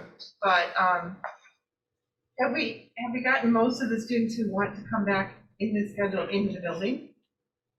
And if we considered going back, would we have space in lunch? Would we have room on the buses? Is it something you could consider or we need to consider? Considering, I'm sure we will get some parents asking, okay, they reduce the space to have students in the classroom between 3 and 6 feet. So those are just some of the things that I immediately thought of if, we considered that. So, but anybody else can ask questions too on this one. I know. I guess probably the simplest question with it would be, is there a possibility with those changes of going to the kids we have coming 2 days a week now, going 4 days a week? So no alteration to the actual schedule, but those kids coming to school more with the new, and again, they dropped those on us at about 1 this afternoon, so I know so it's this is super fresh in your head. I know you probably had all afternoon to dive into that, but we're just trying to, just It's a lot to, I mean, there's a lot in that document to digest. I don't even know how much distribution that document took, but the State Board of Ed just put forward basically new parameters of mitigations as well as some other factors. Some of which I don't necessarily think are in the best interest of our school to, eliminate some of our mitigations or whatnot. Temperature screens or screening or whatever, do it differently, I guess is how they're saying to do it. But the big factor is if space, which has always been our biggest challenge, right? Exactly. It's not so much classrooms as much as it is the size of classrooms, or it's the size of the larger areas where larger gatherings can't come together. What do you do? Well, I can't figure out how you can't fill this football field with lawn chairs, but that's beside the point. So if they're telling us now the mitigation was 6 feet of distance, and now that's to 3 to 6 feet for teachers who are vaccinated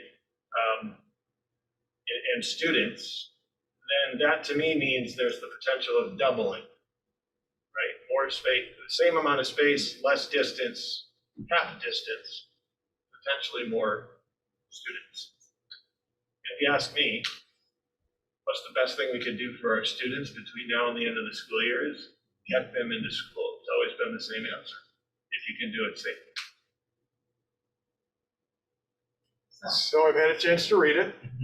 That I've done. We need to be able to go through and really break it down more. So on a quick read, here's some of the things that we've got to be able to decide. First of all, with being able to have students in a larger class setting if the staff member is vaccinated. Great. First, we've got to be able to determine how are we going to be able to find out which staff are vaccinated. Second part of that is, while I may have been vaccinated, I've been vaccinated, I can have a full class. Aaron hasn't been. I can't send that same full class to Aaron. So that might mean we would need an alternate site for remote for part of it, somehow if the student's in the building. So we'd want to be able to work through that. The second part of that is the space on the buses. They're still limiting it to 50 students on a bus. So that's reducing our capacity by at least 25% on that bus. So if we're doing that, then that does mean more routes. If we're gonna try to do, Aaron, your example, I think it was, put the two groups into one, we would end up doubling. And Jamie, catch Andy so he don't fall out of his chair. But that, we would have to find out what that would mean, because to me, if they're reducing these for class, I hope Illinois Department of Health and ISB go back and say, yeah, you can put more kids on the bus. If they're telling us we can put regular class sizes back, please start putting the buses back to normal regulations for us. The third part for us, it does go back to space. Hypothetically, if we just kept it to the two groups, right now we're averaging roughly 100 students a day staying in the building for lunch. We're able to manage that because we have the cafeteria, we have the gym, we have the band room. If we doubled up the groups, we know we're gonna have at least 200 kids daily. We're not gonna be able to fit 200 kids in the cafeteria and the gym. Because the other part is, if we're using the gym, and now we've got both those groups together, our PE classes have just expanded also. One of the reasons we can use half of the gym right now is because the classes are smaller. So we'd be doubling them up. So we would need to look at how that would be, how we can modify that or change that. So on the quick read, those are some things that just right away for me are like, okay, if we're doing this, what does all that impact? The question, do I think we're getting the students in the building that want to be there? And my answer would be yes. We've reached out, we've called, we've surveyed families. So anytime a family at some point has said, I want my child back in school, we're trying to make sure and find a way to be able to do that. So yeah, I would think we'd still be working with this group of students that are in hybrid group 1 or 2. So I would suggest or ask if you've got specific questions beyond that, tell me now, shoot me an email. Our admin meeting tomorrow morning at 9, it's on the agenda item. Start talking about what does this mean for us? Because I do want to see our students back. I also want to see some consistency for our students and our staff. And Kevin, that's my sense is the students who want to be there are there. You know, the ones that want to ride this out until August are going to do that. So I don't think that this new information is going to have a flood of more people wanting to come back in. I think it's just, let's make things great for the ones that are in the school. Yep. Be able to keep it up also for our students that are remote. Yeah, exactly. I mean, right, they're still part of it all. We want to keep everybody feeling comfortable and confident in the safety. I think for me, the simplest question is it possible to get the kids that are coming now in the building more frequently? Whether that's two groups to one group or whatever that looks like, how do we get those kids that are coming an opportunity to come more than they are now? The other element I would put out too is we're moving into spring, which is a different challenge weather-wise for outdoor activity, and you've got more opportunities for taking classes outside, taking advantage. I wouldn't want to see kids on a 67-degree day inside if they don't need to be inside, either at home or even in the classroom, or for PE or for lunch for that matter. So not that we can predict the weather, but still think. Right, that's what I was just We talked about saying, does that tents provide an opportunity to do tents outside for lunch as well, to get another lunch space? A lot of restaurants that don't need those tents. Kevin, at some point we talked about amping up or increasing the amount of after-school availability for students, whether or not they had participated at school during the day in person. Has that happened? I've lost track. I know we've heard that students are coming for certain sports or activities, but are they coming for after-school access to the library or resource specialists or community center or anything like that? I would need to follow up to be for sure. I think one of the things that ended up happening was at that time, we still had that afternoon block of time where students weren't in the building. So then we end up going to the full day. So on a first blush, I'm going to say probably not as much going back to the LMC. That has to be a moot point because of the schedule change. Yeah. But I can see if it's increased in any other realm, maybe we are having kids come in I'm not aware of, but I can find out, but I would not think that's happening. And teachers are still having office hours, right, in the current schedule? Yeah. And students can come in for that if they choose. Yes, as long as they've got a blue card. Yep. Okay. Very good. Next topic is a recommendation I'm bringing to the board to be able to have a special meeting. I'm requesting that the board have a special meeting on April 28th. The reason for that request, the board elections take place on April 6th. The canvassing is done approximately 21 days later. After the canvassing has been completed, that's when the new board is seated. And we have approximately 1 week to be able to do that. So I was looking to see if the board would be open to April 28th, 6 o'clock. The purpose of doing that would be to come in and seat the new board. So we wouldn't have a bunch of agenda items. We'd go through the process of giving many thanks to Tom and Sarah, and then being able to welcome our new board members on. And as a board, you need to be able to go through the process of reorganizing. And when you're reorganizing, you need to be able to establish the president, vice president, and secretary. So we can do that in that meeting.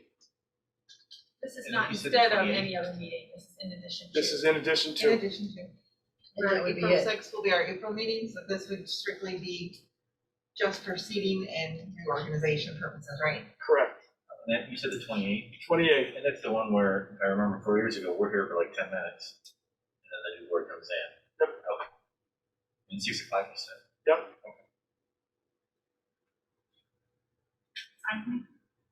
You're good? What date's the election again? April 6th, Night of our board meeting? the night of our board Well, meeting. those are all the, that's.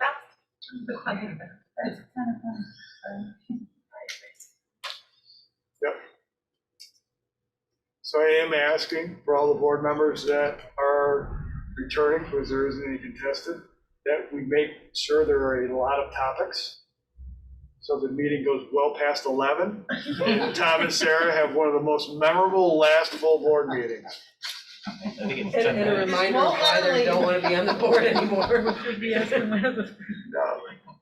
Right in right now. Sorry. 10 minutes.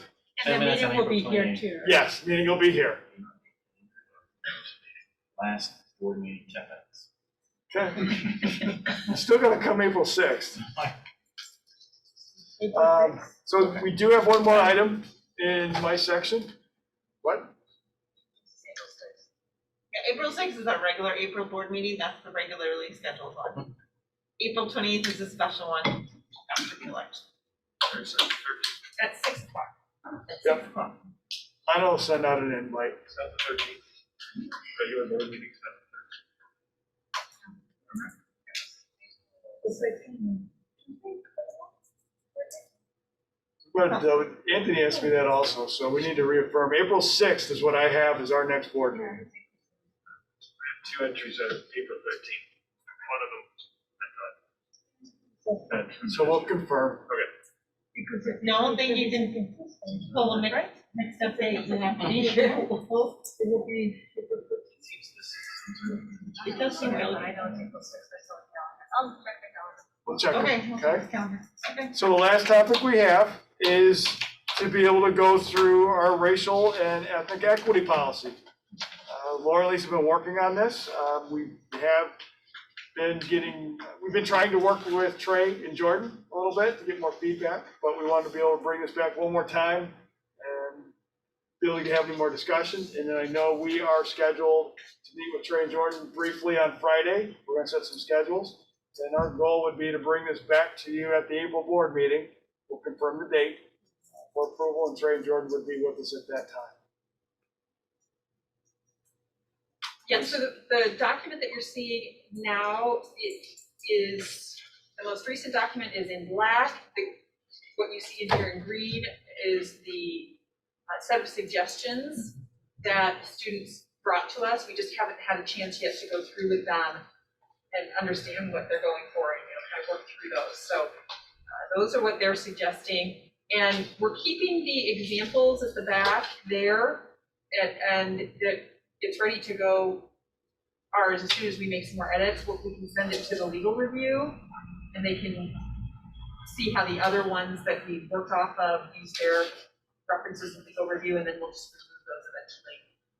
But for now, we're wanting to give that to the, have the attorneys be able to access that information as well.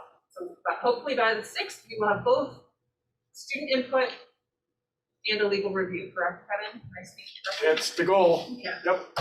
And it will be really great because, Trey has worked on this and he's getting ready to graduate, and it'd be really nice if he's able to take this across the finish line with us. Yeah.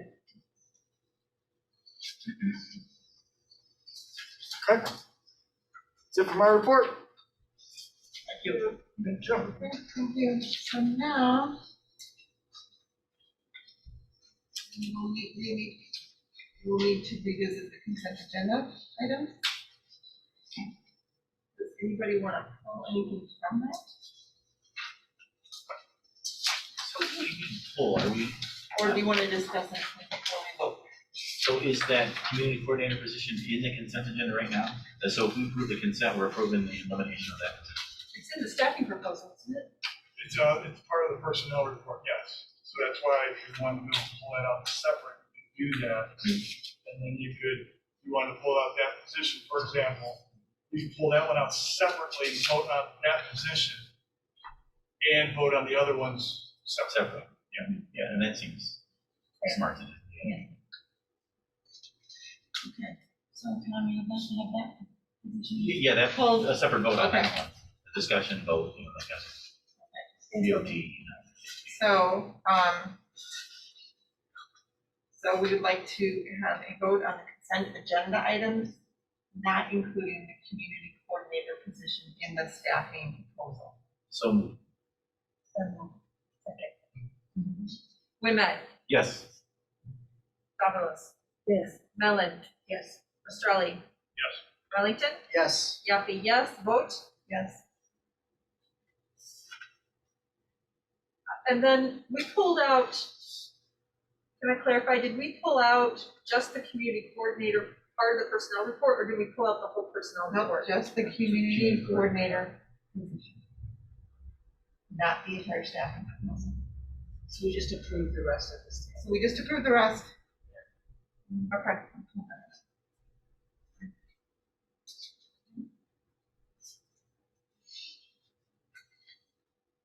Just take a vote for consent agenda item, or just- I don't have any. Okay, so we need to have a motion to approve the remainder of the consent agenda items. Wait, hold on. We did vote on all the other consent agenda items. Yes, that's what So that was. are Okay, we, now we would be voting on what we pulled out, which is the community coordinator role. yes, correct, okay. Yeah, I think we should discuss it first. I mean, just, I'm open to discussing it, I don't think it's a quick vote and be done with it, I think that's is that what you're asking, that we just vote on it, or should we have a discussion first? I think the process would be, we see if anyone proposes it, and if nobody proposes it, then we don't discuss it. If someone proposes it, we discuss it and then vote. Wouldn't that be proper procedure? Seems fair. Yeah, it seems fair. So if no, yeah, so I guess, Laura, you can ask for if anyone wants to bring it up. Does anybody want to discuss it, since we have the information from Andy and from Ms. Lloyd? We need further discussion, or would we like to just vote on it and see where we are? And we're voting to keep it or to eliminate it? Right now, we're just asking if anybody else wants to add any additional discussion, or we can just vote on it and you can vote. Or we don't have to bring up a vote, I thought that's what you guys were saying. Are you asking, do we have a motion to vote on this or not? And if somebody says there's no motion, there's no motion to vote on it. I believe we have to vote on it. We need to vote on it. It can't be tabled. Yeah. So let's have a discussion. Okay, so, each person can share their thoughts. And we will call a vote, and then you can state why you're voting the way you are voting. if you choose to support or not support it. And so, Tommy, you want to start it off? Sure. From my notes from today, from listening to everything, I think this is just a quick decision. I don't think we have enough information on this, to make a decision right now. I would have loved to have seen more options. It doesn't seem like it is anything else was considered. But I will say this: from talking from Anthony talking and us talking, it seemed like it was the focus was on the incubator program, and this position is really more than just the incubator program. It's, we talk about pathways, for our students, and this particular role is providing all those pathways. So I don't want to see this end. We have a student population, that is really looked at for this, and I just hit this. And you guys were talking about the equity, piece on here. This racial and ethnic equity policy that we have here right in front of us. I mean, part of it is exactly what this role is: exploration of multiple pathways to success in order to meet the needs of the D120's unique school community, active engagement with stakeholders to align and leverage community resources. That's exactly what this position is doing, and we're kind of going back. And one of the things I'm most proud about this board that I'm going to miss the most, being on here, is that equity piece that we've been working on for so long. And this position provides that equity for those students, kind of levels that playing field for internships and things that we're not really seeing metrics on. I mean, we know that she has the Hispanic health, or the Hispanic culture and job fairs, where I think there was like 800 students that attended this. While career days, all these other options, all these other things that are just not kind of measured. And I think we'd be taking a step backwards by eliminating this position. I would love to see Andy come back with the other options to save this money. And I'd also sit there and say, if this is true, the trend that was going, I mean, the alarm should be sounded, a while ago. And today to say, look, we need to do something with our businesses so they are successful, because if this kind of goes away and our businesses continue to suffer, we're going to chop every 3 years. We're going to lose somebody, because we're not getting that tax base that we need. And I think this position supports that. I definitely just what Tom just said also. I think she have put a lot of time to it and add a lot of value to the incubator, because when it first started, it was the biggest thing that I heard 4 years ago. Oh, we got this program, the incubator is working good. Maybe the numbers are not so large on the students, but now with 175 students coming next year, and we don't know what the following year they want to come to or so. And it seems like the students they want to just show a lot of interest of all different things and what the community is can bring together. So now partners sharing with District 175, they will be more open to see what Mundelein High School is offering coming before they get into the freshman year or so. So I think she could be useful as an incubator, and then find something else for her to keep her, instead of having half part-time teacher and finding something more for that teacher, we can do the same for this coordinator too, finding something more for her to keep her doing other tasks and just an incubator too. And to keep her as an I would like to know, what the students that she's helped are, what the demographics are, or, which students is she reaching? Mm-hmm. Which students are, because I would expect that if there's a lot of interest, you'd see the program starting to progress. You'd see more students, talking about oh, this is great, I did the incubator, and talking it up among other students. So I would like to see maybe the position of student financial, half-time position, because you already do have a teacher teaching it, and she does community organization. So I could see, if we don't have the number of students that justifies a full-time position for it, maybe it becomes a half-time position, and as the numbers grow and the enrollment is up, and we have more kids participating, then she would have more students that she'd be meeting the needs of and getting internships in different fields, in different businesses.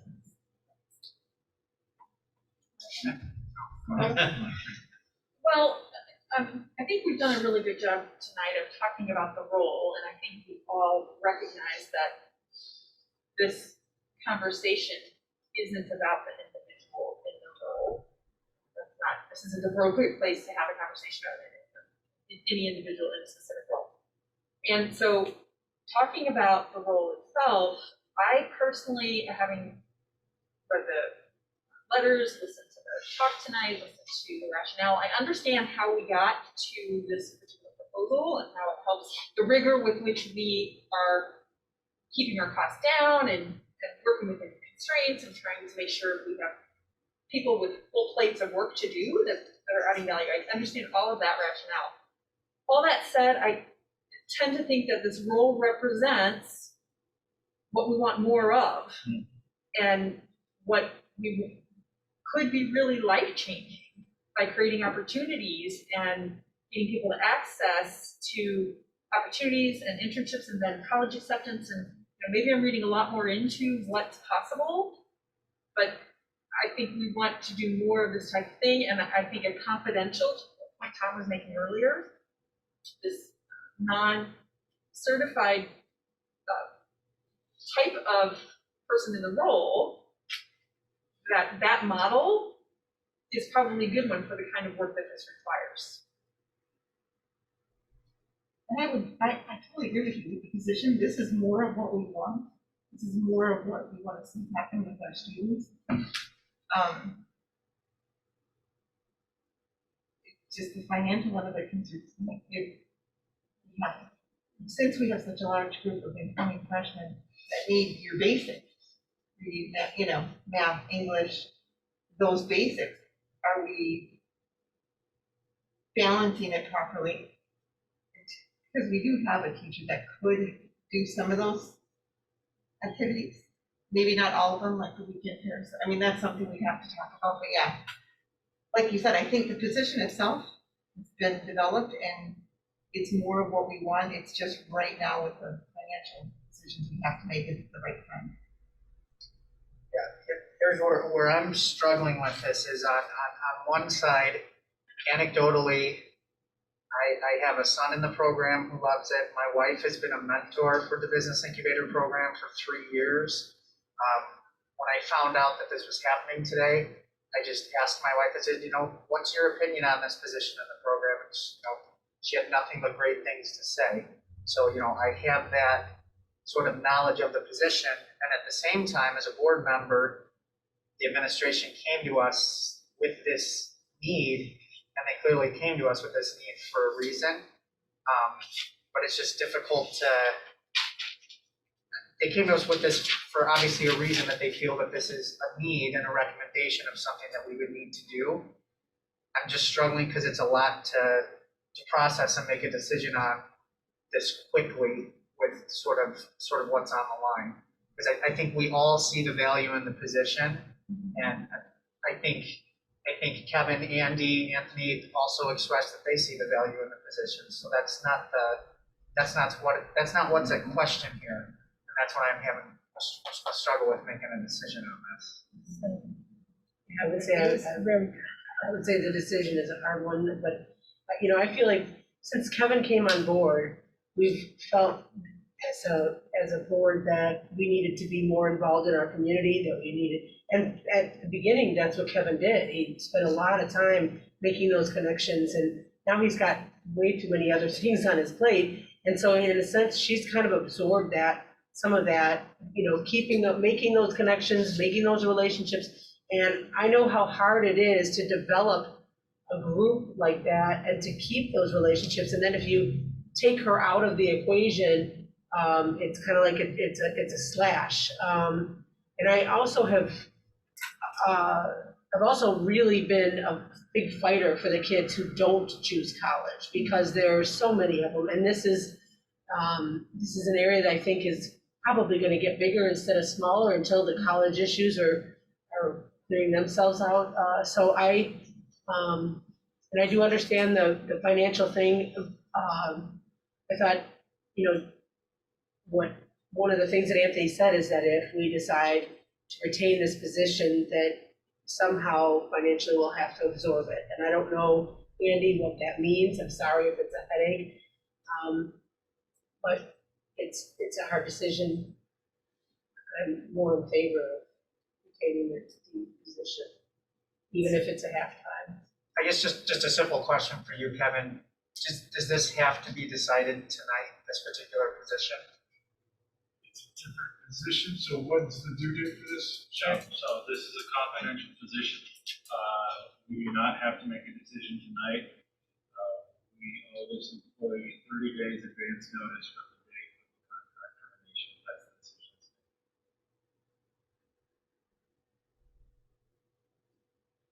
So we could decide it enough. And the financial implication of this in terms of absorbing it or not isn't an immediate problem, right? It's addressing the bigger problem. Is that correct? The longer term It's problem. addressing, yeah, generally, yeah, it does both. It addresses next year's budget, and it also addresses long-term what we're trying to do to control costs. So it doesn't get out of control, if that makes any sense. I think there are a couple sides to this. One is the position itself, responsibilities of the position. I'm not hearing a need to eliminate that. I think what we're hearing is the role of that position continues to need to be fulfilled by an FTE.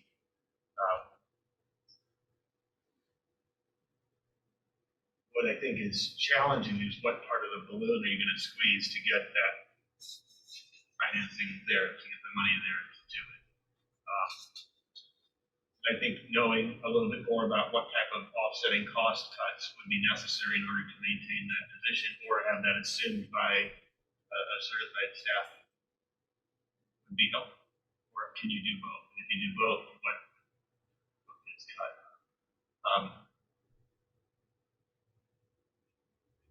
To keep the personal side out of it, I think is important. I mean, the respect for what has been done is important to recognize as well, but I also don't want to set a precedent. So, take these steps, get this outcome. I think we have to look at it as a financial responsibility of board members to really take into consideration with what we've got ahead of us. So maybe seeing some alternatives or what type of other ways that financial responsibility or direction we're headed in is accounted for is a consideration we need to have. So I think what I'm hearing is that everyone, the position itself is valued, and the administration and everyone, and the work that's been done has been good, and we want to see more of that with our students. But we, in order to meet our financial responsibilities as board members, knowing that there's only so much money to go around, what other options can be taken? To save this month's money, I guess. I would love to have Andy present again, and I just can't believe that we're in such a financial strain that we have to cut one person. I mean, that doesn't seem, We didn't just. in our overall budget, In the staffing 100,000 person, there's other is things. a drop in the bucket. I mean, the other So to ones are speak. more understandable because you got other teachers too. Well, that's what I'm saying, Yeah. there's There's There's a little other bit of a domino considerations. effect here. But I mean, I look, I kind of harp on what Lisa said earlier on this whole thing. I mean, given our demographics, this position, regardless of who does it, just helping one or two students is worth more than, I mean, we have a huge population that is disconnected from post-Munline High School. And this position should be probably maybe even written differently now and really attack and show the metrics of where it's gonna show, because we get so many students that just fall to the wayside that need to be connected, and I'm not sure. For clarification, we're not saying eliminate the responsibilities of this position assumed. No. No, So, No, I don't want to get into a debate about this, but the responsibilities of that position would be assumed by, the full-time employee.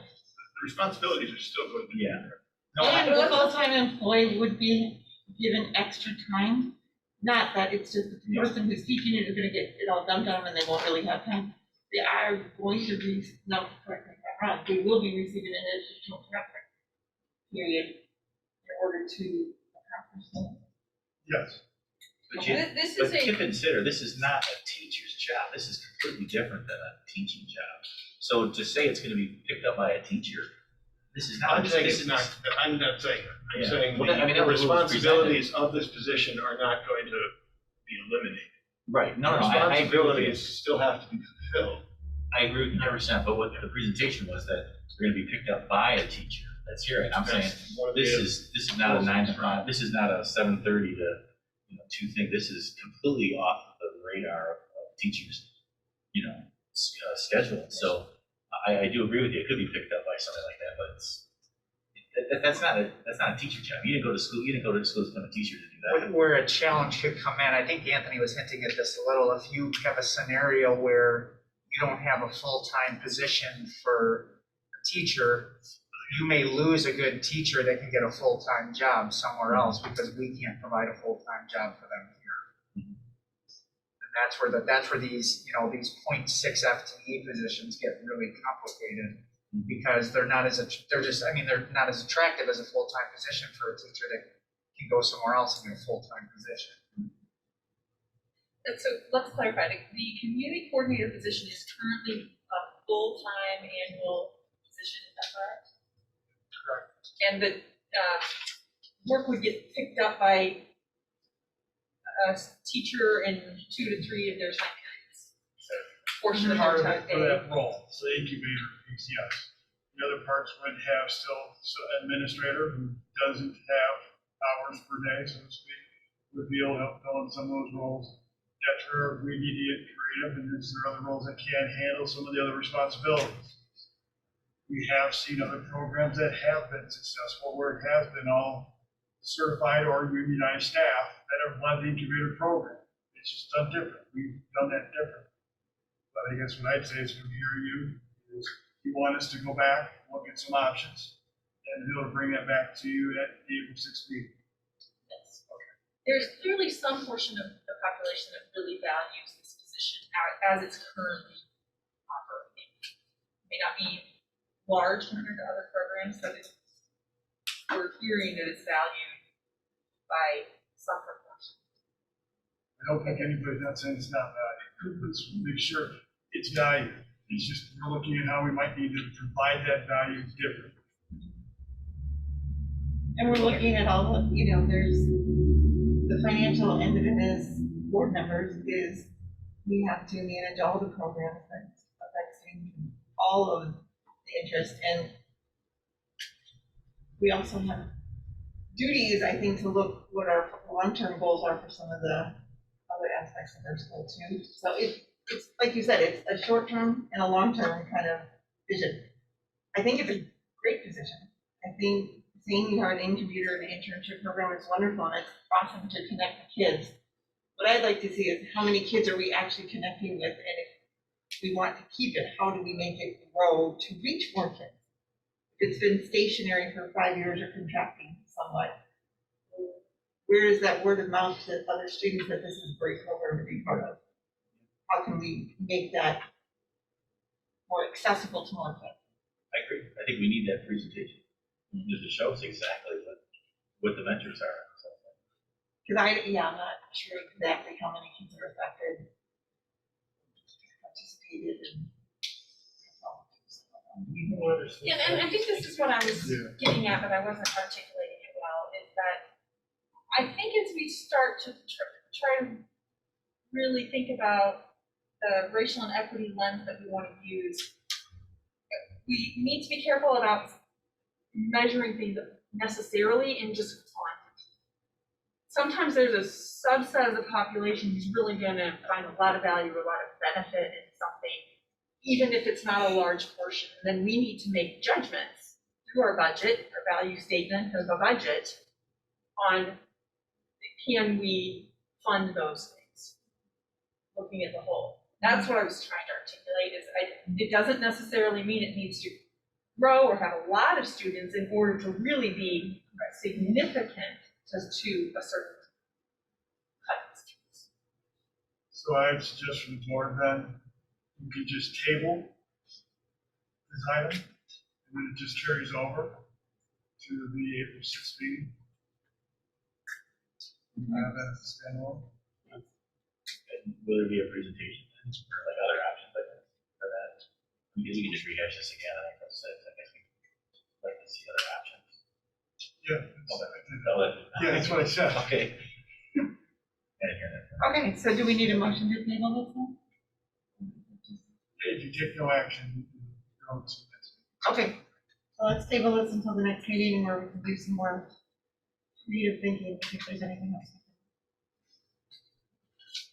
Okay. The next thing is board action items. So, first one is the staffing proposal for the school year 2021, 2022. Can we do that? So. Oh, we did that with the consent agenda. We did. So that's an error on my part. Typically, we've had that on there because a position's been added. I didn't catch that before we sent it out, so there is no action on that current form.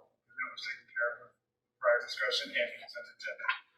Okay, do I need to do the last one? Yep. Okay, Well, not the last one, that's true, because we're gonna have more information on that coming up. Right. The equity. So only 2 votes. So there's only 2 recommended Yep. motions. So, Okay. question on that? So All right, you it's been talked on. about that? So you guys met with Trey and the BS? Will No, on we were- Friday. Oh, you're still on, okay. But those things were in green were their suggestions? Yes. Okay. We're Okay, in process. Okay. so now we're gonna do our 2 motions. The first one is the MHS Liaison Police Services Agreement. The recommended motion is that the Board of Education, Mundelein High School District 120, accept the superintendent's recommendation to approve the contract with the Village of Mundelein for police services at a cost not to exceed $99,000 in fiscal year 2021, 22, and sorry, I got that right, and $101,000 in fiscal year 2022 and 2023. $103,000 in your fiscal year 2023 and 2024, and $105,000 in 2024, 2025. So moved. Second. That was wrong. Clement, Yes. Wellington, Yes. Yaffe, yes, vote, Yes. Davalos, Yes. Mellon, Yes. Ristrelli. Yes. The next one is the recommendation for a special board meeting. The recommended motion that the Board of Education of Mundelein High School District 120 accept the superintendent's recommendation to approve a special board meeting on April 28th, 2021. Second. Ristrelli, Yes. Davalos, Yes. Mellon, Yes. Clement, Yes. Wellington, Yes. Yaffe, yes, vote. Yes. Okay. Next thing is, we will be entering into executive session for the appointment, employment, compensation, discipline, performance, or dismissal of the specific employees of the public body or legal counsel for the public body, including hearing testimony on a complaint lodged against an employee of the public body or against legal counsel for the public body due to too much validity. Litigation when an action against, affecting, or on behalf of a particular public body has been filed and is pending before a court or administrative tribunal, or when the public body finds that an action is probable or imminent, in which case the basis for the finding shall be recorded and entered into the minutes of proposed meeting. Discussion of minutes of meetings lawfully closed under the Open Meetings Act, whether for proposed approval by the body of the minutes or semi-annual review of the minutes as mandated by section 2.06.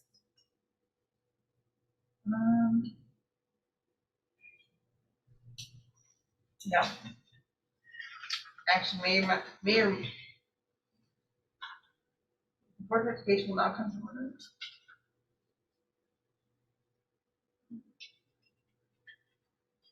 Action may be taken as a result of executive session.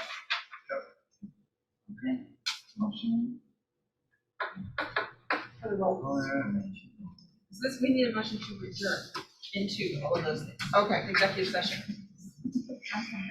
we have a motion to adjourn into executive session, please.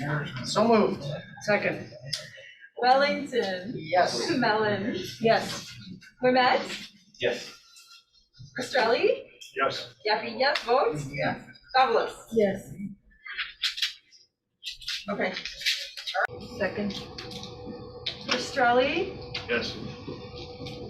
Davalos. Yes. Mellon. Yes. Wimet. Here. Wellington. Yes. Yaffe, yes. Vote. yes. Alright, so the last thing we need to do is a motion for the executive session minutes. So the recommended motion is that the Board of Education of Mundelein High School District 120 accept the superintendent's recommendation to approve the executive session minutes for February 9th, 2021. So moved. Second. Wellington. Yes. Mellon. Yes. Wimet. Yes. Australi. Yes. Yaffe, yes. Vote. Yes. Davalos. Yes.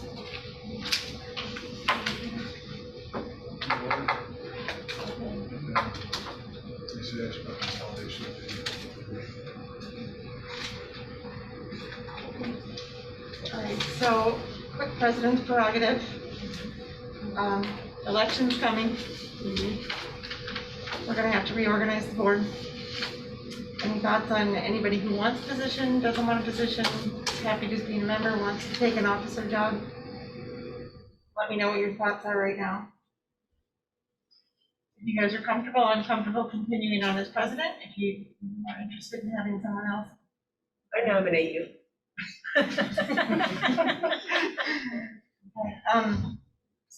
Lisa, would you care to stand secretary? I mean, we'll have two new members too that may be interested in positions, so.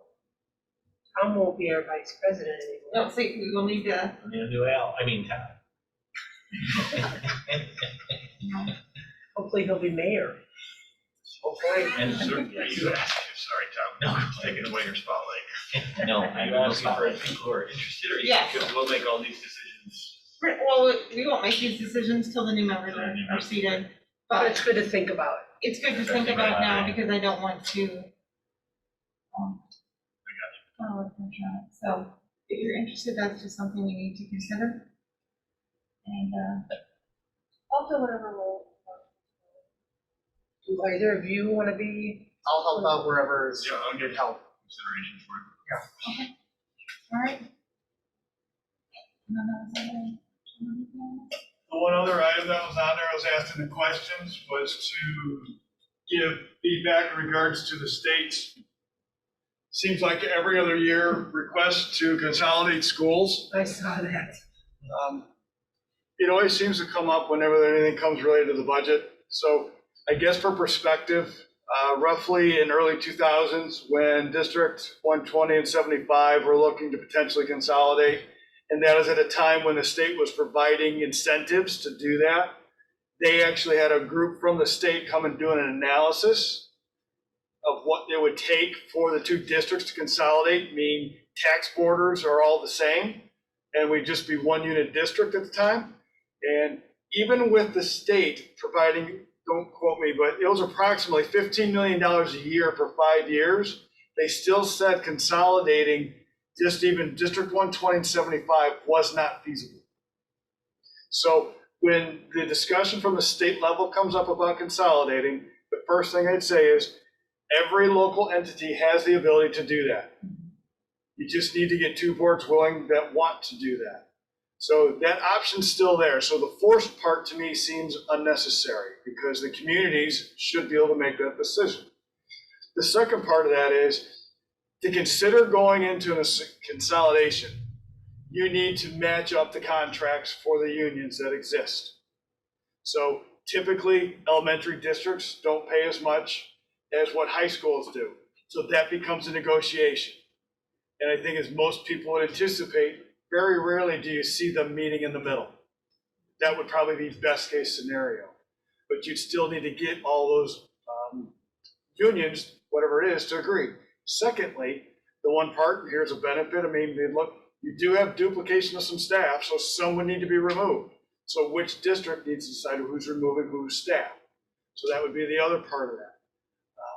The other part, when you think about consolidating, I'll just use 75 and 120, you have to get an agreed upon boundary where your tax dollars come from. In order to make that work, if they're using the 120 boundary, you would need to get Round Lake, Grays Lake, Stevenson, and a little bit of Libertyville to agree to give up some of their property taxes, if you want to keep that same large boundary. Or you'd need the high school district to just go all into the District 75 boundary, which is 60060.